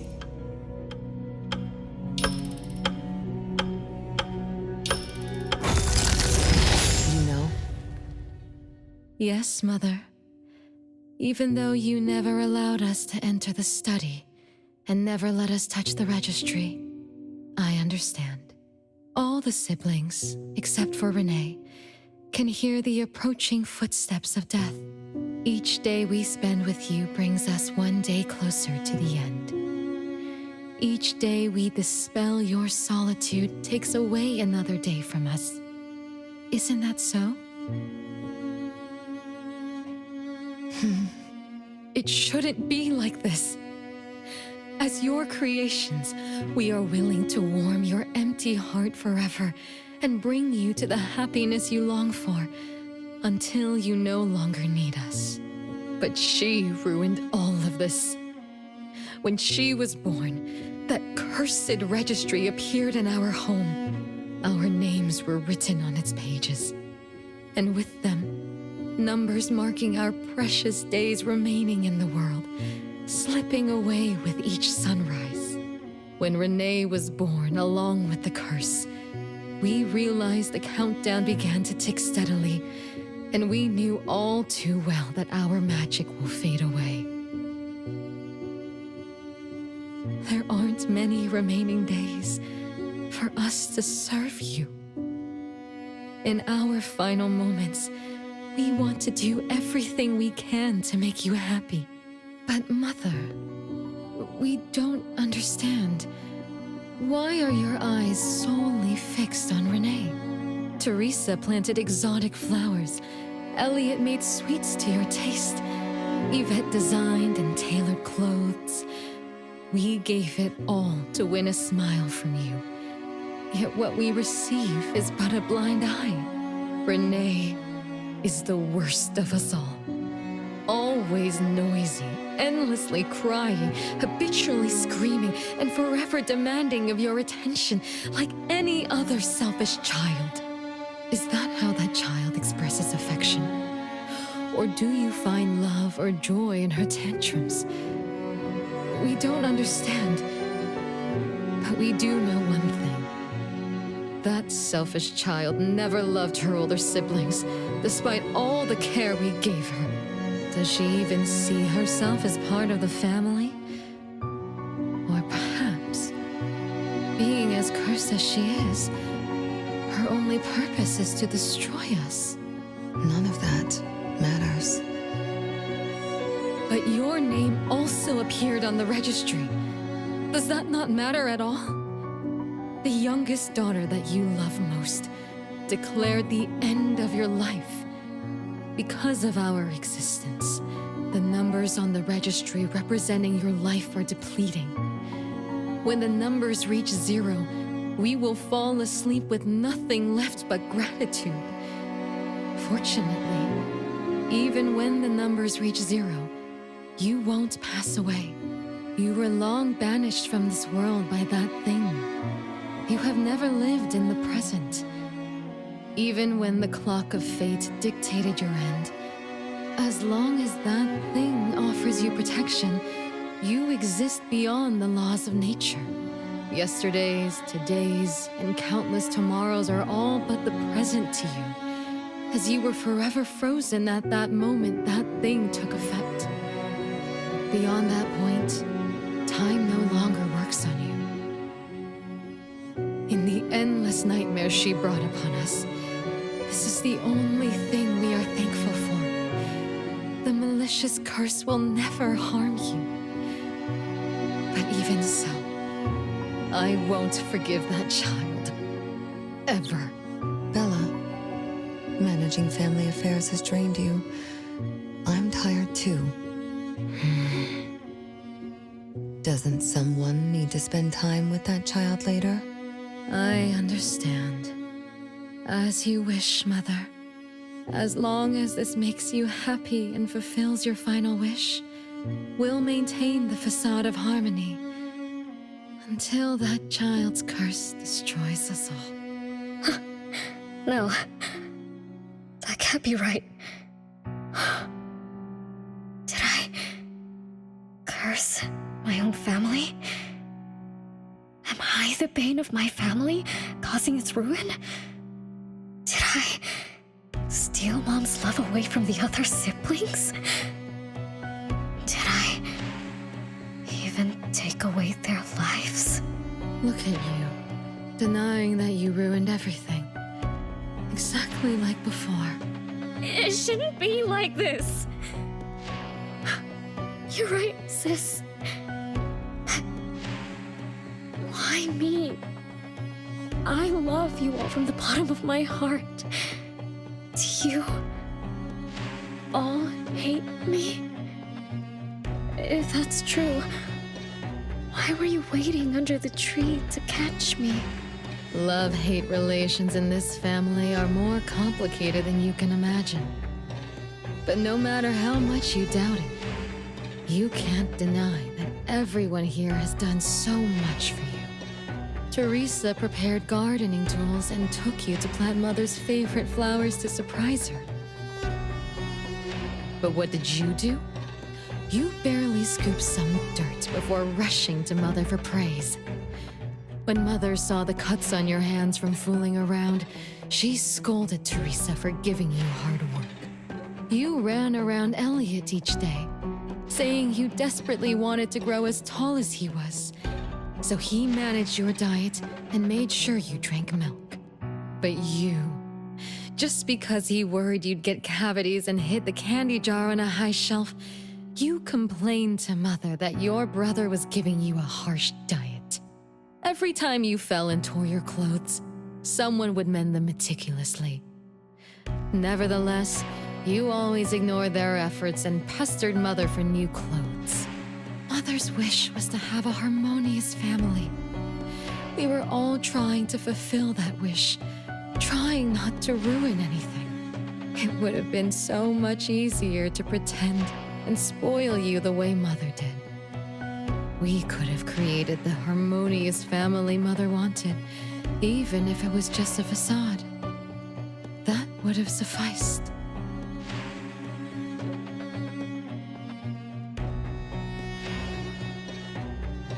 But we couldn't. Even after all your mistakes, we couldn't help but love you like real family. You were our most precious little girl. However, in the face of death, in the face of the curse you brought upon us, even the most sincere love wears out. From the moment you were born, we've been shrouded in the shadow of your curse. The most unforgivable thing is, Mother, she who brought us into the world, was the one to pay the ultimate price.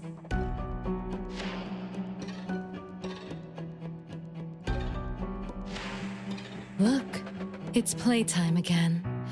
Your favorite game of hide and seek. You were always the worst at hiding. Anyone could find you easily. You were bad at hiding, but worse when you were it. Once, you turned the house upside down and still couldn't find anyone. I remember. It was getting late, but the house was so quiet, so empty. I remembered the ghost stories you told me. I suddenly felt the paintings were staring at me, and the tables and chairs were slowly moving. I thought you left me behind. You finally remembered.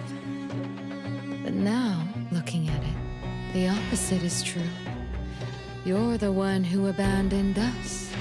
When you started wailing that day, we came out of our hiding places. Do you remember what we told you? We are a family, and we'll always be together. That's right. Good girl. Time is up for hide and seek. Once again, you're all alone. Come find us. I'll be it? This time, you have to find all of us. We'll be waiting for you.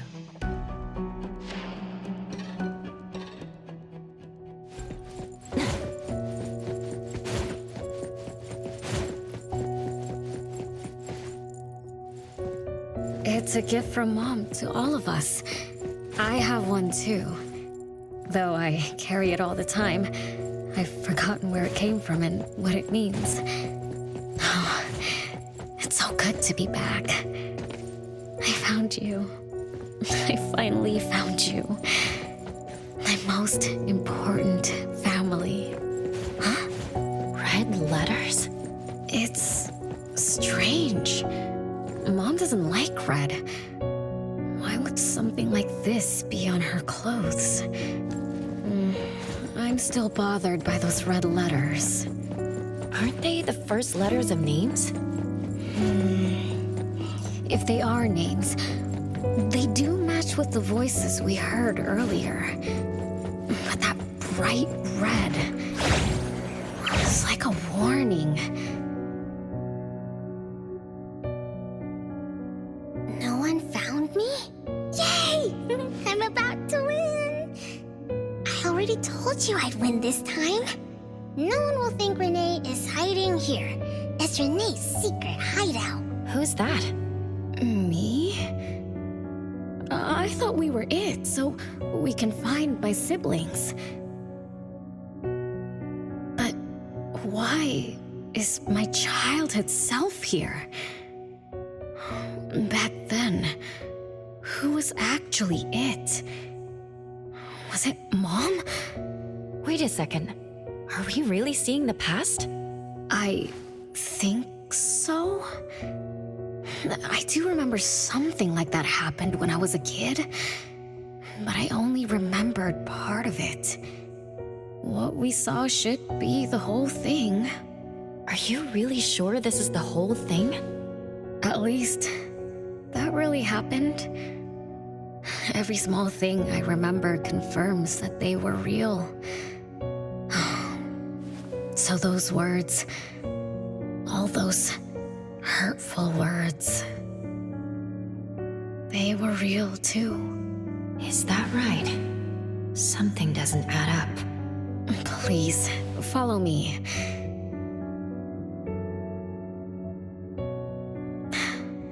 That's my hideout.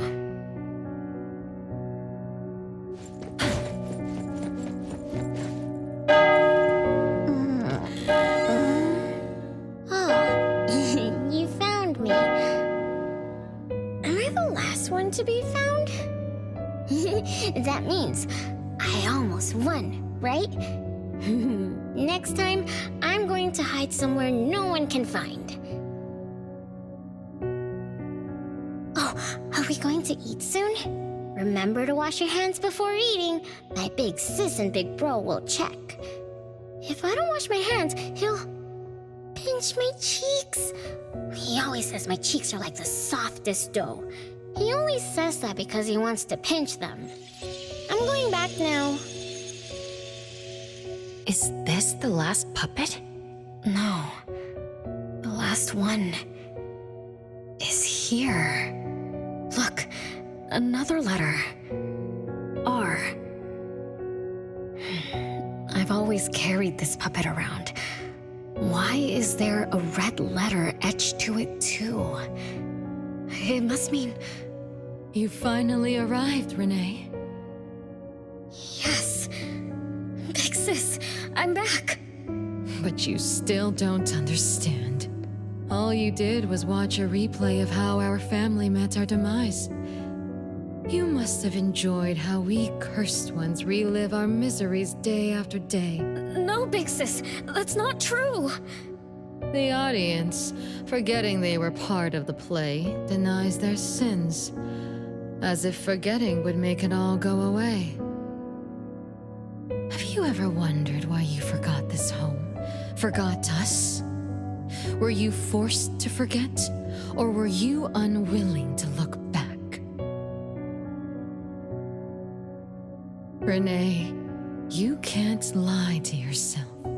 I forgot about the family because I was escaping the past. Looks like you've finally found the answer. Yes, I was born from your desire to escape everything. You left all the painful memories of home with me, so you could live carefree in your blissful ignorance. And I will forever call you back, trying to make you remember. You belong here. You belong to our family. So one day, you will knock on our door again.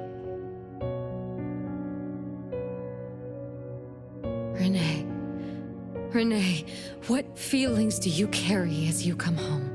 Now that you remember what happened when we were children, now that you know of the curse you cast upon us, are you shaken? Do you even feel the slightest bit of guilt? You won't. You've always been selfish, greedy, and reckless. You betrayed the very purpose we were born to follow. To love Mother, to be with Mother, and exist only to fulfill her wishes. I'm so sorry. I'm so sorry. You shouldn't apologize to me. Have you ever thought about our mother? Our mother who exists outside the flow of time? What could be her ultimate fate? Mom? What happened to Mom? She gave you everything. All her love, all her life, and that thing. Her eternal present, which would have sustained Mother's immortality.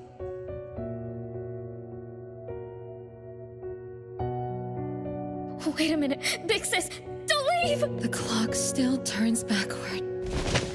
Let's return to the past, to witness that final day of destiny where you are forever frozen.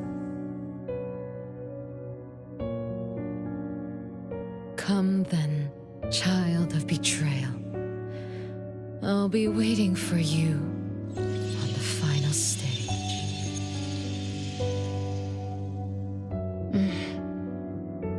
Yes. I betrayed this family. I lived in a daze. Left my family behind.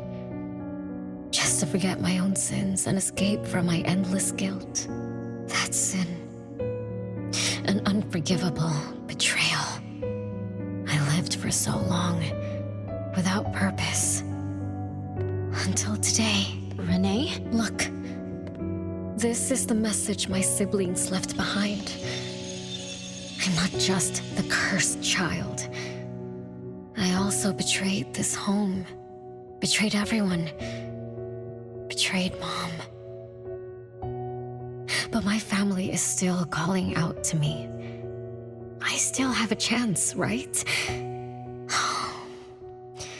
If only I could go back to the past. Back to that last day at home. There's only 2 hours left. I need to find a solution soon. I should talk to Renee about what just happened. 7 o'clock. Time for dinner. Renee, wait. Where are you going to? Oh, hurry. The food's getting cold. Food getting cold? I can't keep Mom waiting for too long. I can't make her sad. Renee?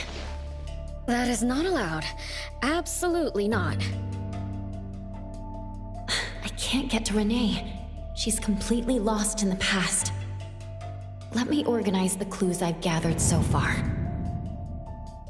Could the curse in this family be the rule-based anomaly that attacks Renee every night?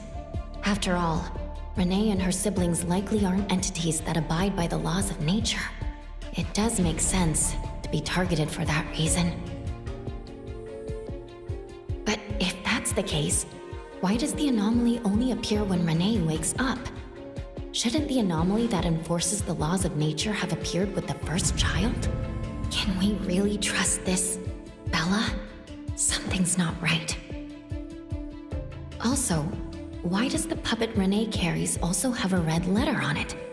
Are these things caused by the anomalous realm? Or perhaps someone, an Esper, orchestrated all of this. Is that Bella really a shadow from the past? Anyway, I should catch up with Renee.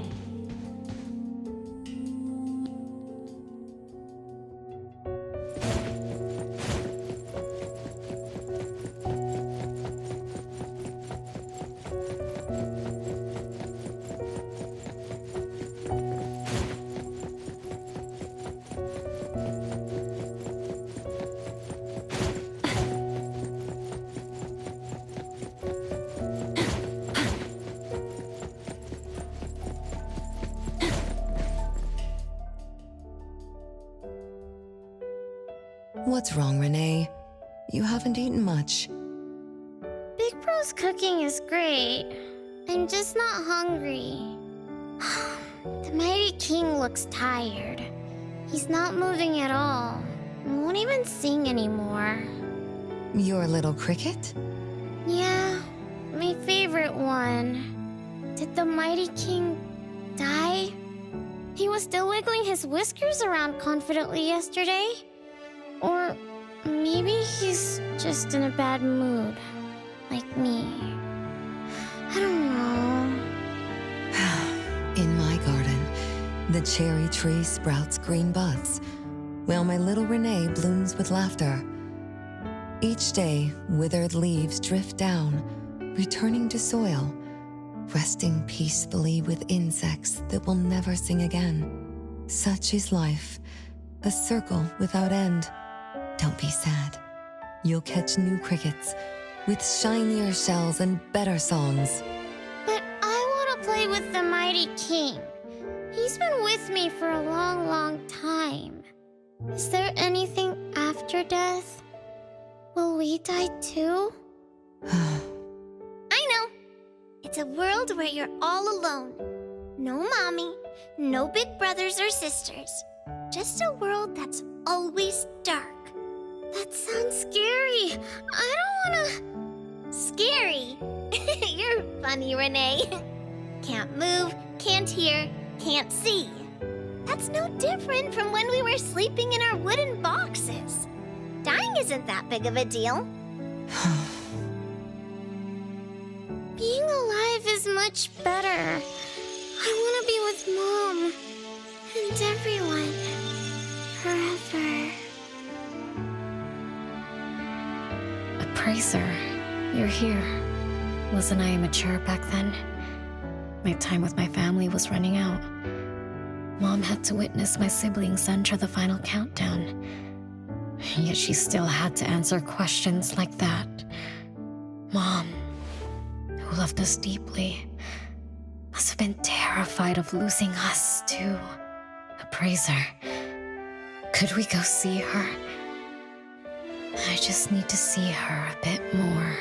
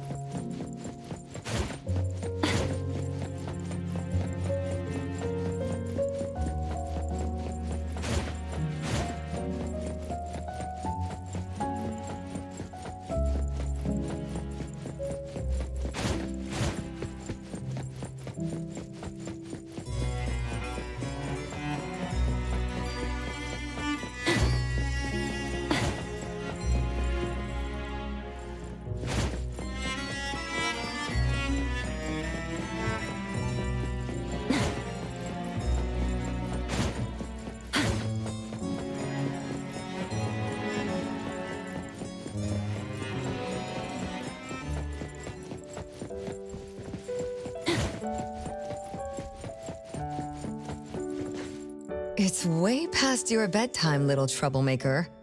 I can't sleep. Oh, still feeling sad about the mighty king? Bella told me I'd feel better if I cry. She said that kids like me just needed to cry, get a good night's sleep. Then all trouble will disappear by tomorrow. She said that no matter how sad she felt, she could never cry. So she was jealous that I could. Why can't Bella ever cry? Mama is the same.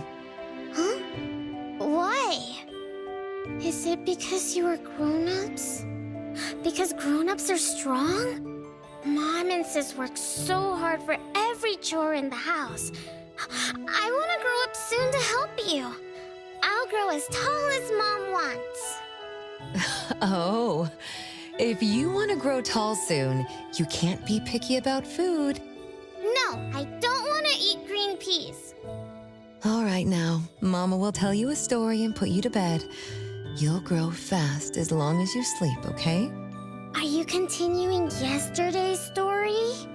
No, tonight I'm telling you a story that no one has ever heard before. Once upon a time, there was a carpenter living in the royal city. Her skill was beyond compare. People said she had the magic to breathe life into wood. If she wanted to, those lifelike puppets she created could become alive. The old carpenter loved crafting, but she was facing a most difficult challenge. As she grew older, her eyesight was no longer as sharp, and her hand that held the carving knife wouldn't stay still. Could that be the end? She remembered what people said about her. If she was as good as they say, couldn't she craft her own assistant? She made up her mind, then began to work. What should a perfect child, a real child, have? He should have the strongest body. The child was born. He was sturdy, yet nimble. And once his spring is sprung, he could run 2 laps in the royal city with no one able to keep up. Everyone congratulated the old carpenter, but she shook her head and said, "No, this isn't a real child. What should a perfect child, a real child, have? He should have the most beautiful face." The child was born. His beauty caught everyone's eyes. The king invited him to dance at the palace for foreign guests. Everyone congratulated the old carpenter, but she shook her head and said, "No, this isn't a real child. What should a perfect child, a real child, have?" More puppets were born from the old carpenter's hands. An entertainer who could make children burst into laughter. A grand magician with unpredictable tricks. But no, she shook her head and said, "No, these aren't real children." One night, the old carpenter sat at her workbench, designing the blueprints for her next child. All the puppets quietly stood by her. Suddenly she shivered. The window wasn't closed shut. The howling wind swept away all the warmth from the room. The old carpenter stood up to shut the window, then went to the fireplace for warmth. For a moment, she had an idea she didn't fully understand. Perhaps the dancing candlelight added some warmth to the puppets' faces. She realized that puppets get cold too. The old carpenter took off her scarf and picked up the blanket from her lap. She made sure all the puppets were snug and warm, then went back to her table. Her pencil swooshed around as she began sketching. Soon, a puppet took shape on the paper. She picked up her knife and began carving on the most ordinary piece of wood. Soon enough, a new puppet was sitting on her workbench.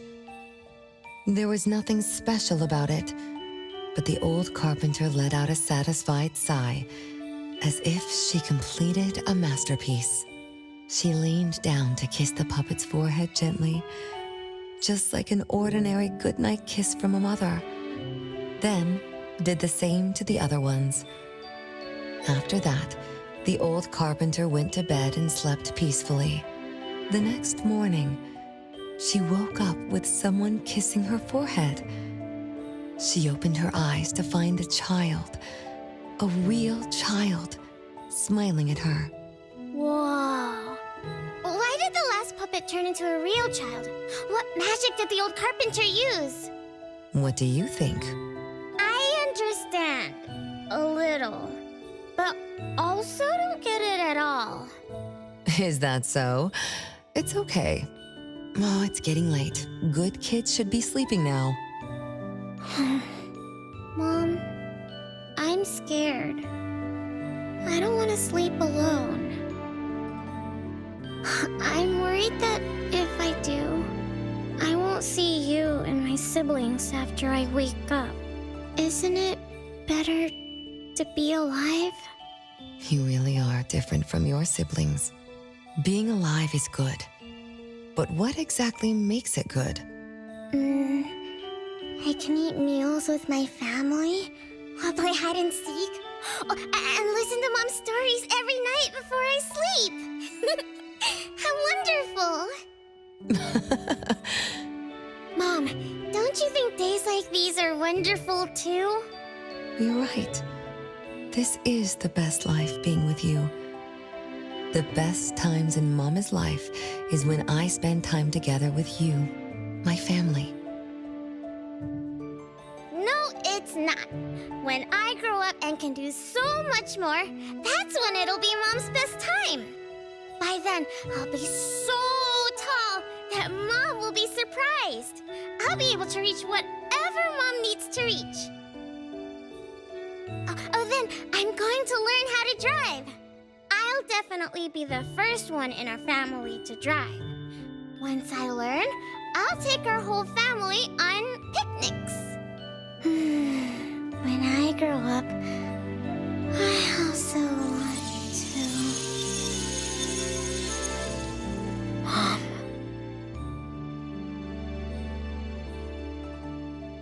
Live. Live forever and ever. Do you remember now?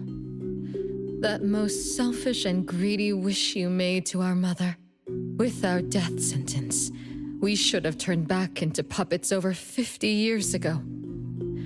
Have you ever wondered why you've been able to escape the debt collector until today? That's the secret that granted eternal life. The secret that froze Mother's body and soul at that very moment. And the price she paid for this eternal moment. Exiling herself out of the mortal world, living without worry or care, without joy or sorrow, without thought or feeling. She should have been enjoying her unmoving life, and we should have been nothing but puppets she made on a whim, with the sole purpose to serve as her children. All we had to do was live under Mother's roof, love her, be loyal to her, and fulfill all her wishes. It should have been that way, even when faced with the registry, faced with the curse you invited. All we could do was to give everything we got and do our best to fulfill our mission until the countdown ends. But what about you? You endlessly sought for Mother's attention, affection, and everything she could possibly give. Now tell me, on that final night, what did you wish from Mother? I told her I wanted to grow up fast. That's right, honest child. And then?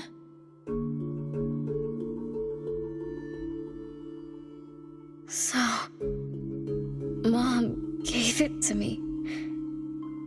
Her eternal present. No, it shouldn't be like this. I didn't know. What have I done?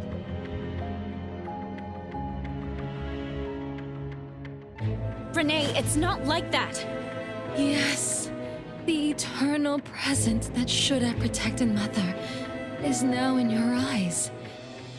You didn't just betray us, but also the person who loved you most.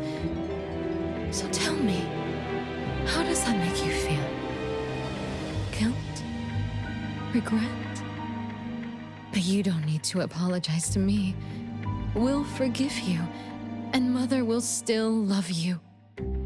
You're still our adorable little one, our innocent troublemaker. Forgive me? I can still earn your forgiveness? And Mom will also? Yes. As long as you give up the eternal present, cleanse yourself of your greed for life, we will forgive you for the sins you committed. Come, Renee, my sister. Come to us. We're all waiting on the other side to reunite with you, never to be separated again. Don't listen to her!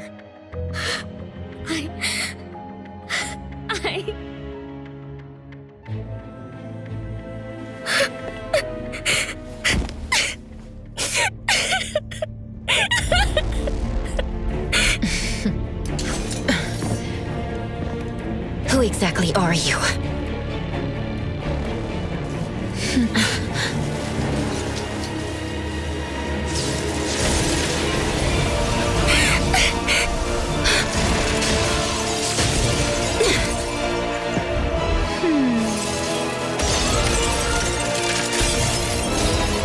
Watch out!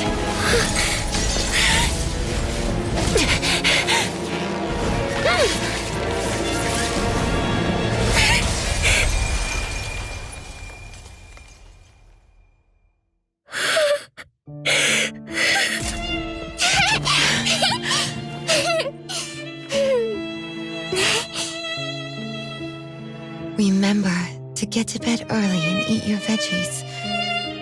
My little petal needs to grow up healthy and happy. Don't forget Mama after you grow up, okay? What is life? Promise me you'll find the answer for me, okay? Where are you going?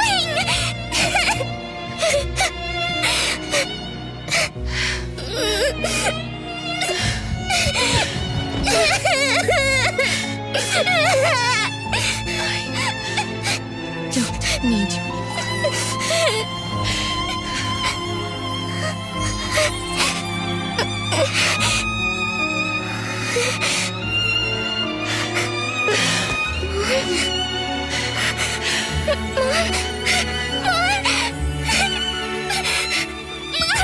Don't go!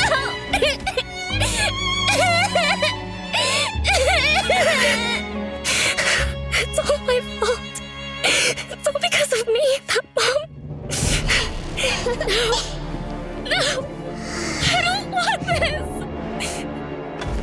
See? Now I can live forever. I don't need you anymore!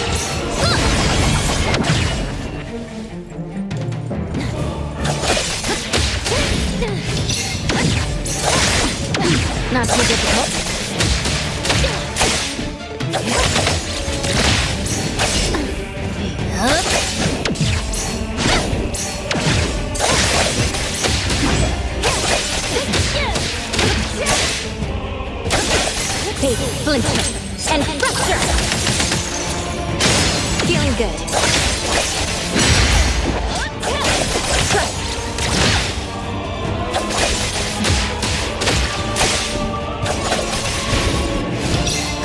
It's fine.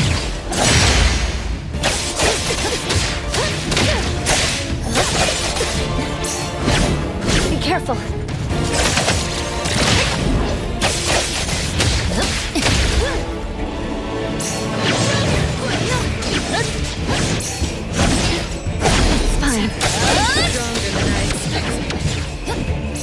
Be careful. Something.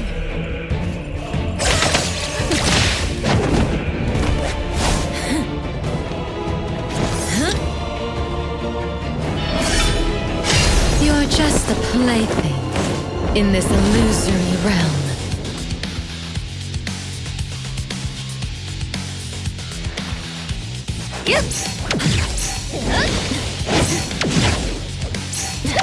Not too difficult. Entertain me with your struggles.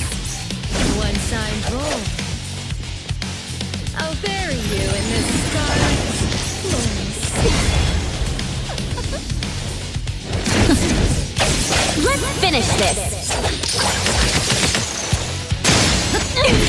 My mistake.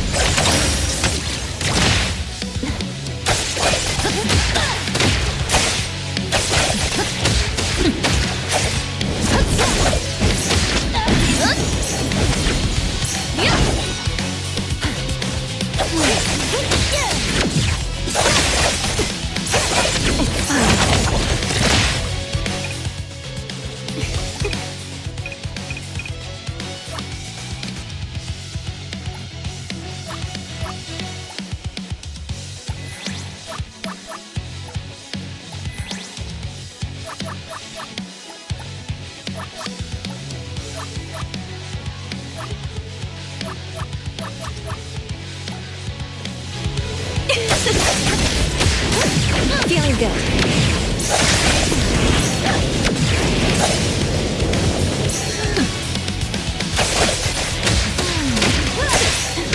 Not too difficult. Hey, Splinter and Thruster! Be careful.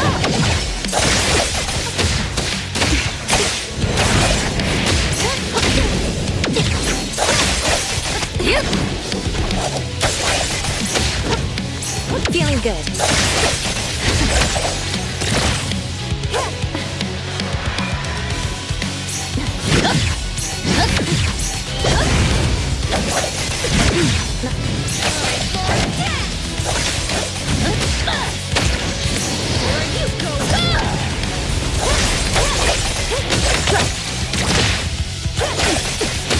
Let's finish this. It's fine.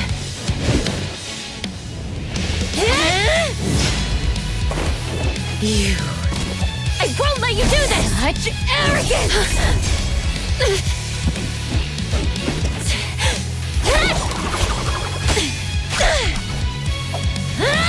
Is that it?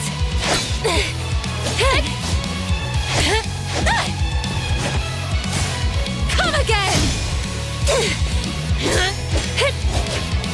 As you wish! Interesting. Unfortunately, this is the end! Cower before me!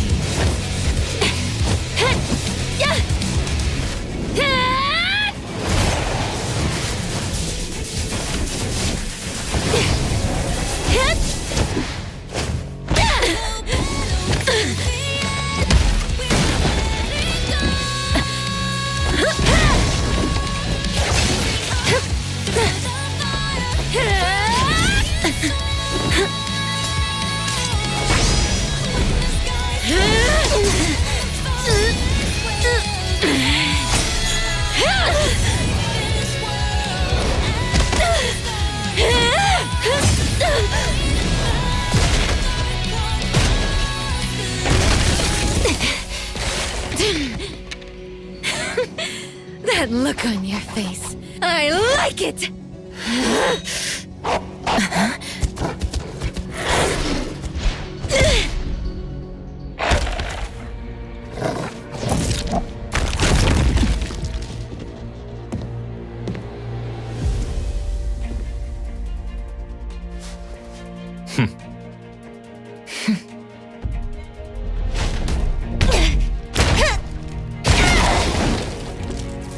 So you're the one behind all this!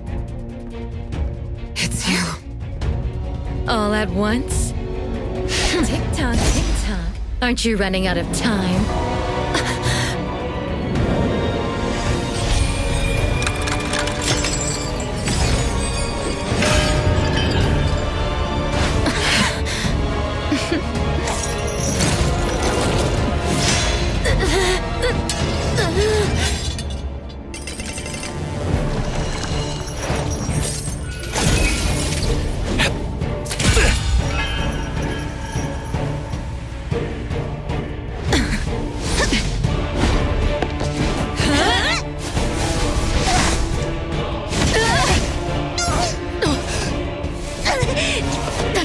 You're slower, Daffodil. Is this little cutie distracting you? I wonder when she dies, she'd be just as charming!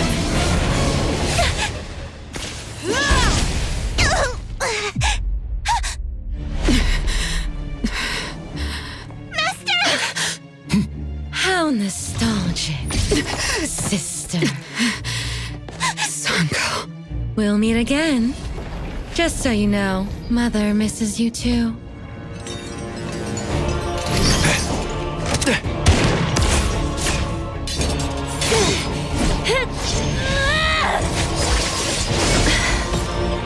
Daffodil!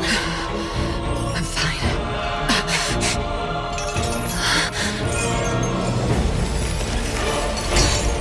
It's not over yet.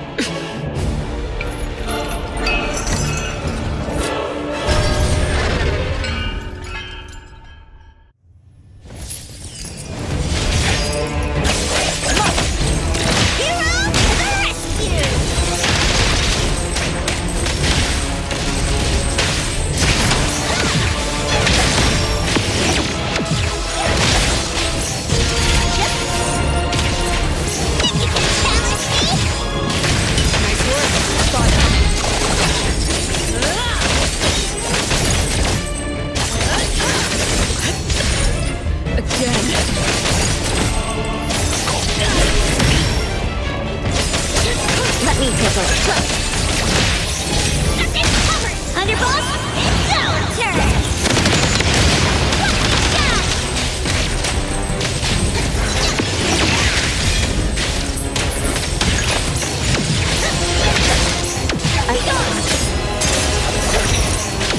Hey, splinter and fracture!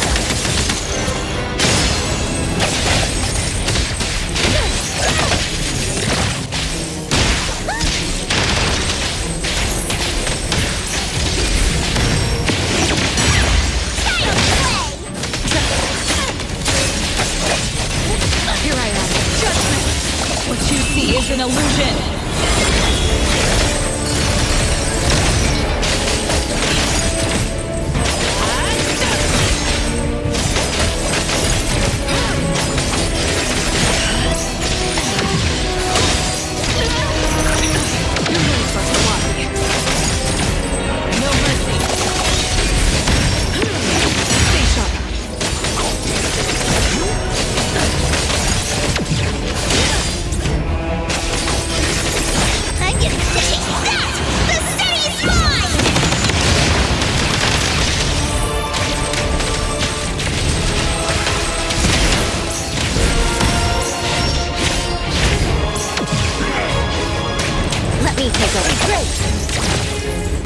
Let's finish this!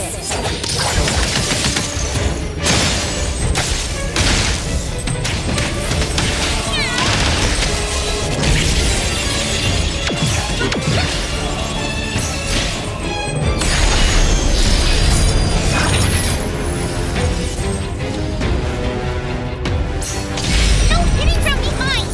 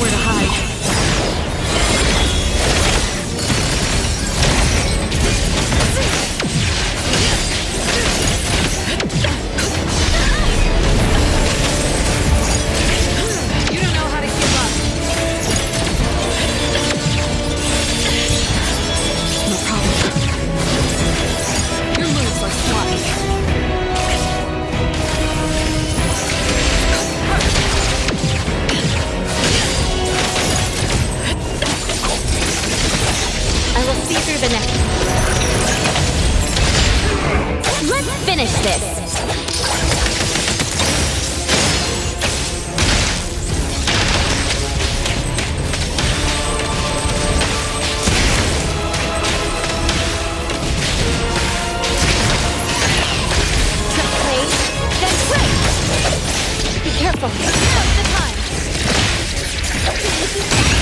Take that! The city's mine!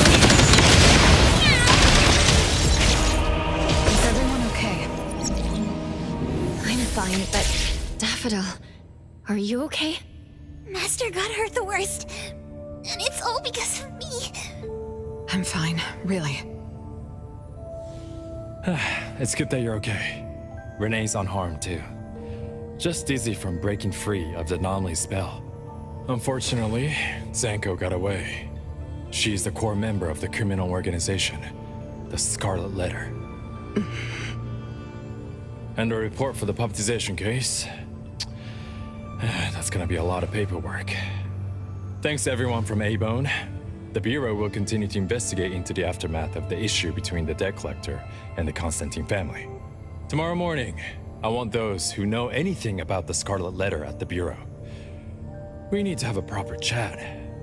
Daffodil? I shouldn't need to fetch you at A-Bone, right? I see. Huh? Says who? Master deserves some rest tomorrow. Natalie, appraiser. Let's go home.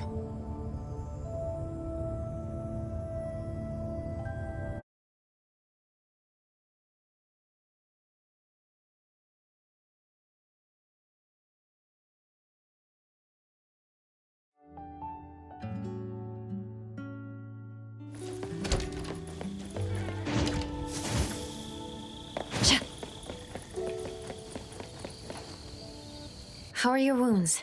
You should rest earlier tonight. It'll be fine soon. And how are you? Are you okay?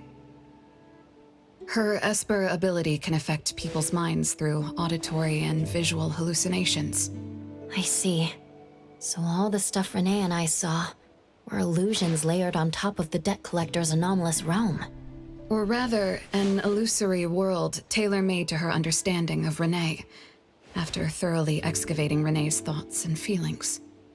In other words, Zanko used her Esper ability to alter the family's history, making Renee believe she was responsible for her family's deaths, leading her to voluntarily give up her eternal present.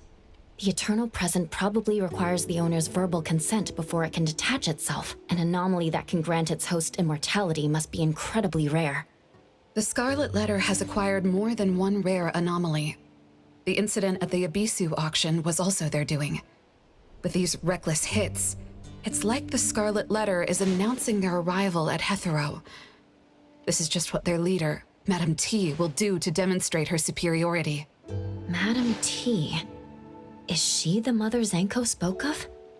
When she said, "Mother misses you too," could it be... I should have killed her back then. So Zanko used Scarlet Letters to spell betrayer. She could be considered my adoptive mother. I don't deny that she gave me the first home I knew of. It's true. I was once a member of the Scarlet Letter. No wonder Chaos spoke like that. He must have known that Daffodil was a member of the Scarlet Letter, the criminal organization he's pursuing. So Zanko went through all this trouble just to get the Bureau's attention? Hey, what matters now is that you're Daffodil from the A-Bone Antique Shop. Thank you. You're a good person. It's getting late. Good night, appraiser.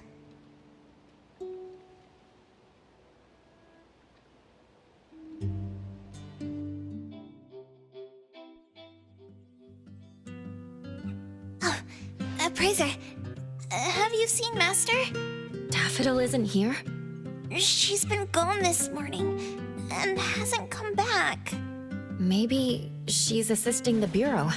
For that long? We're here, the A-Bone Antique Shop. Appraiser, Natalie, good morning. Renee! How are you feeling? And this is... This is Linko from ETD6.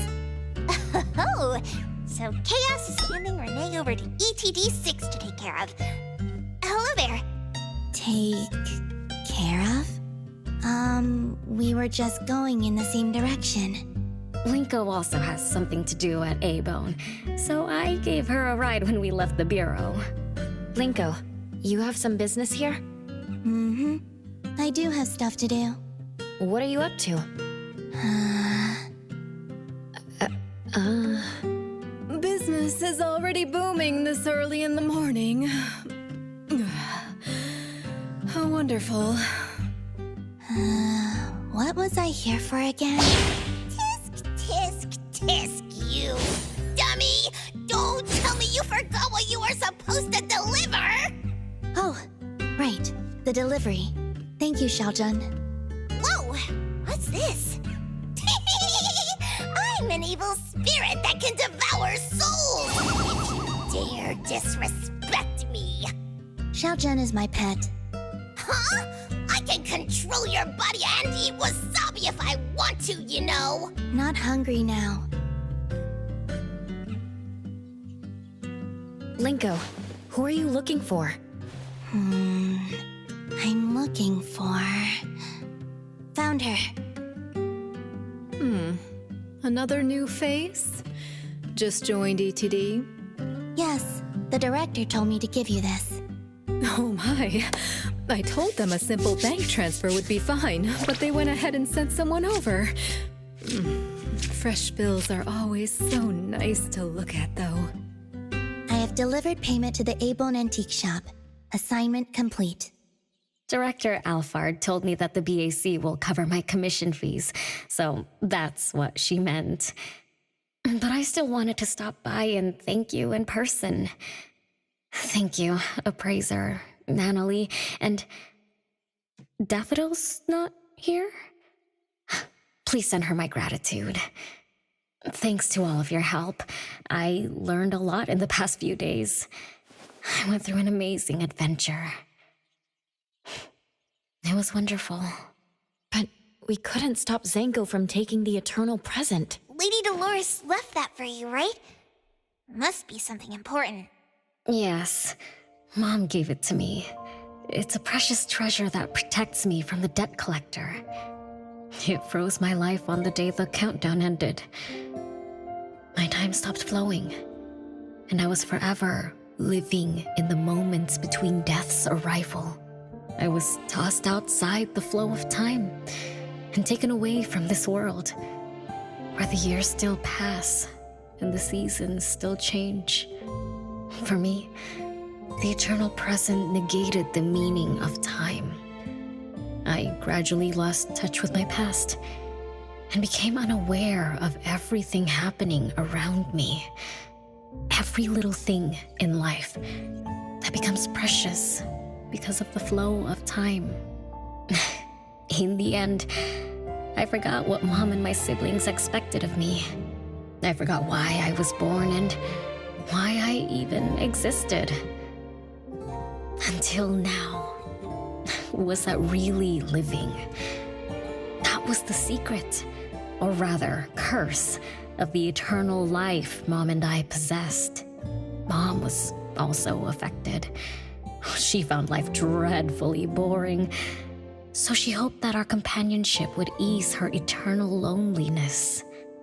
It might have been fortunate for me to lose the eternal present, but honestly, I gained so much more. Most importantly, you helped me remember things from the past, and I finally found myself. That feels so great. I suppose I went through a rebirth, right? I'm so happy for you, Renee. What about the debt collector? Don't worry, I have a solution. Well, in addition, to make the most of this precious rebirth, I've decided to travel around the world. I'll probably leave Hethero for a very, very long time.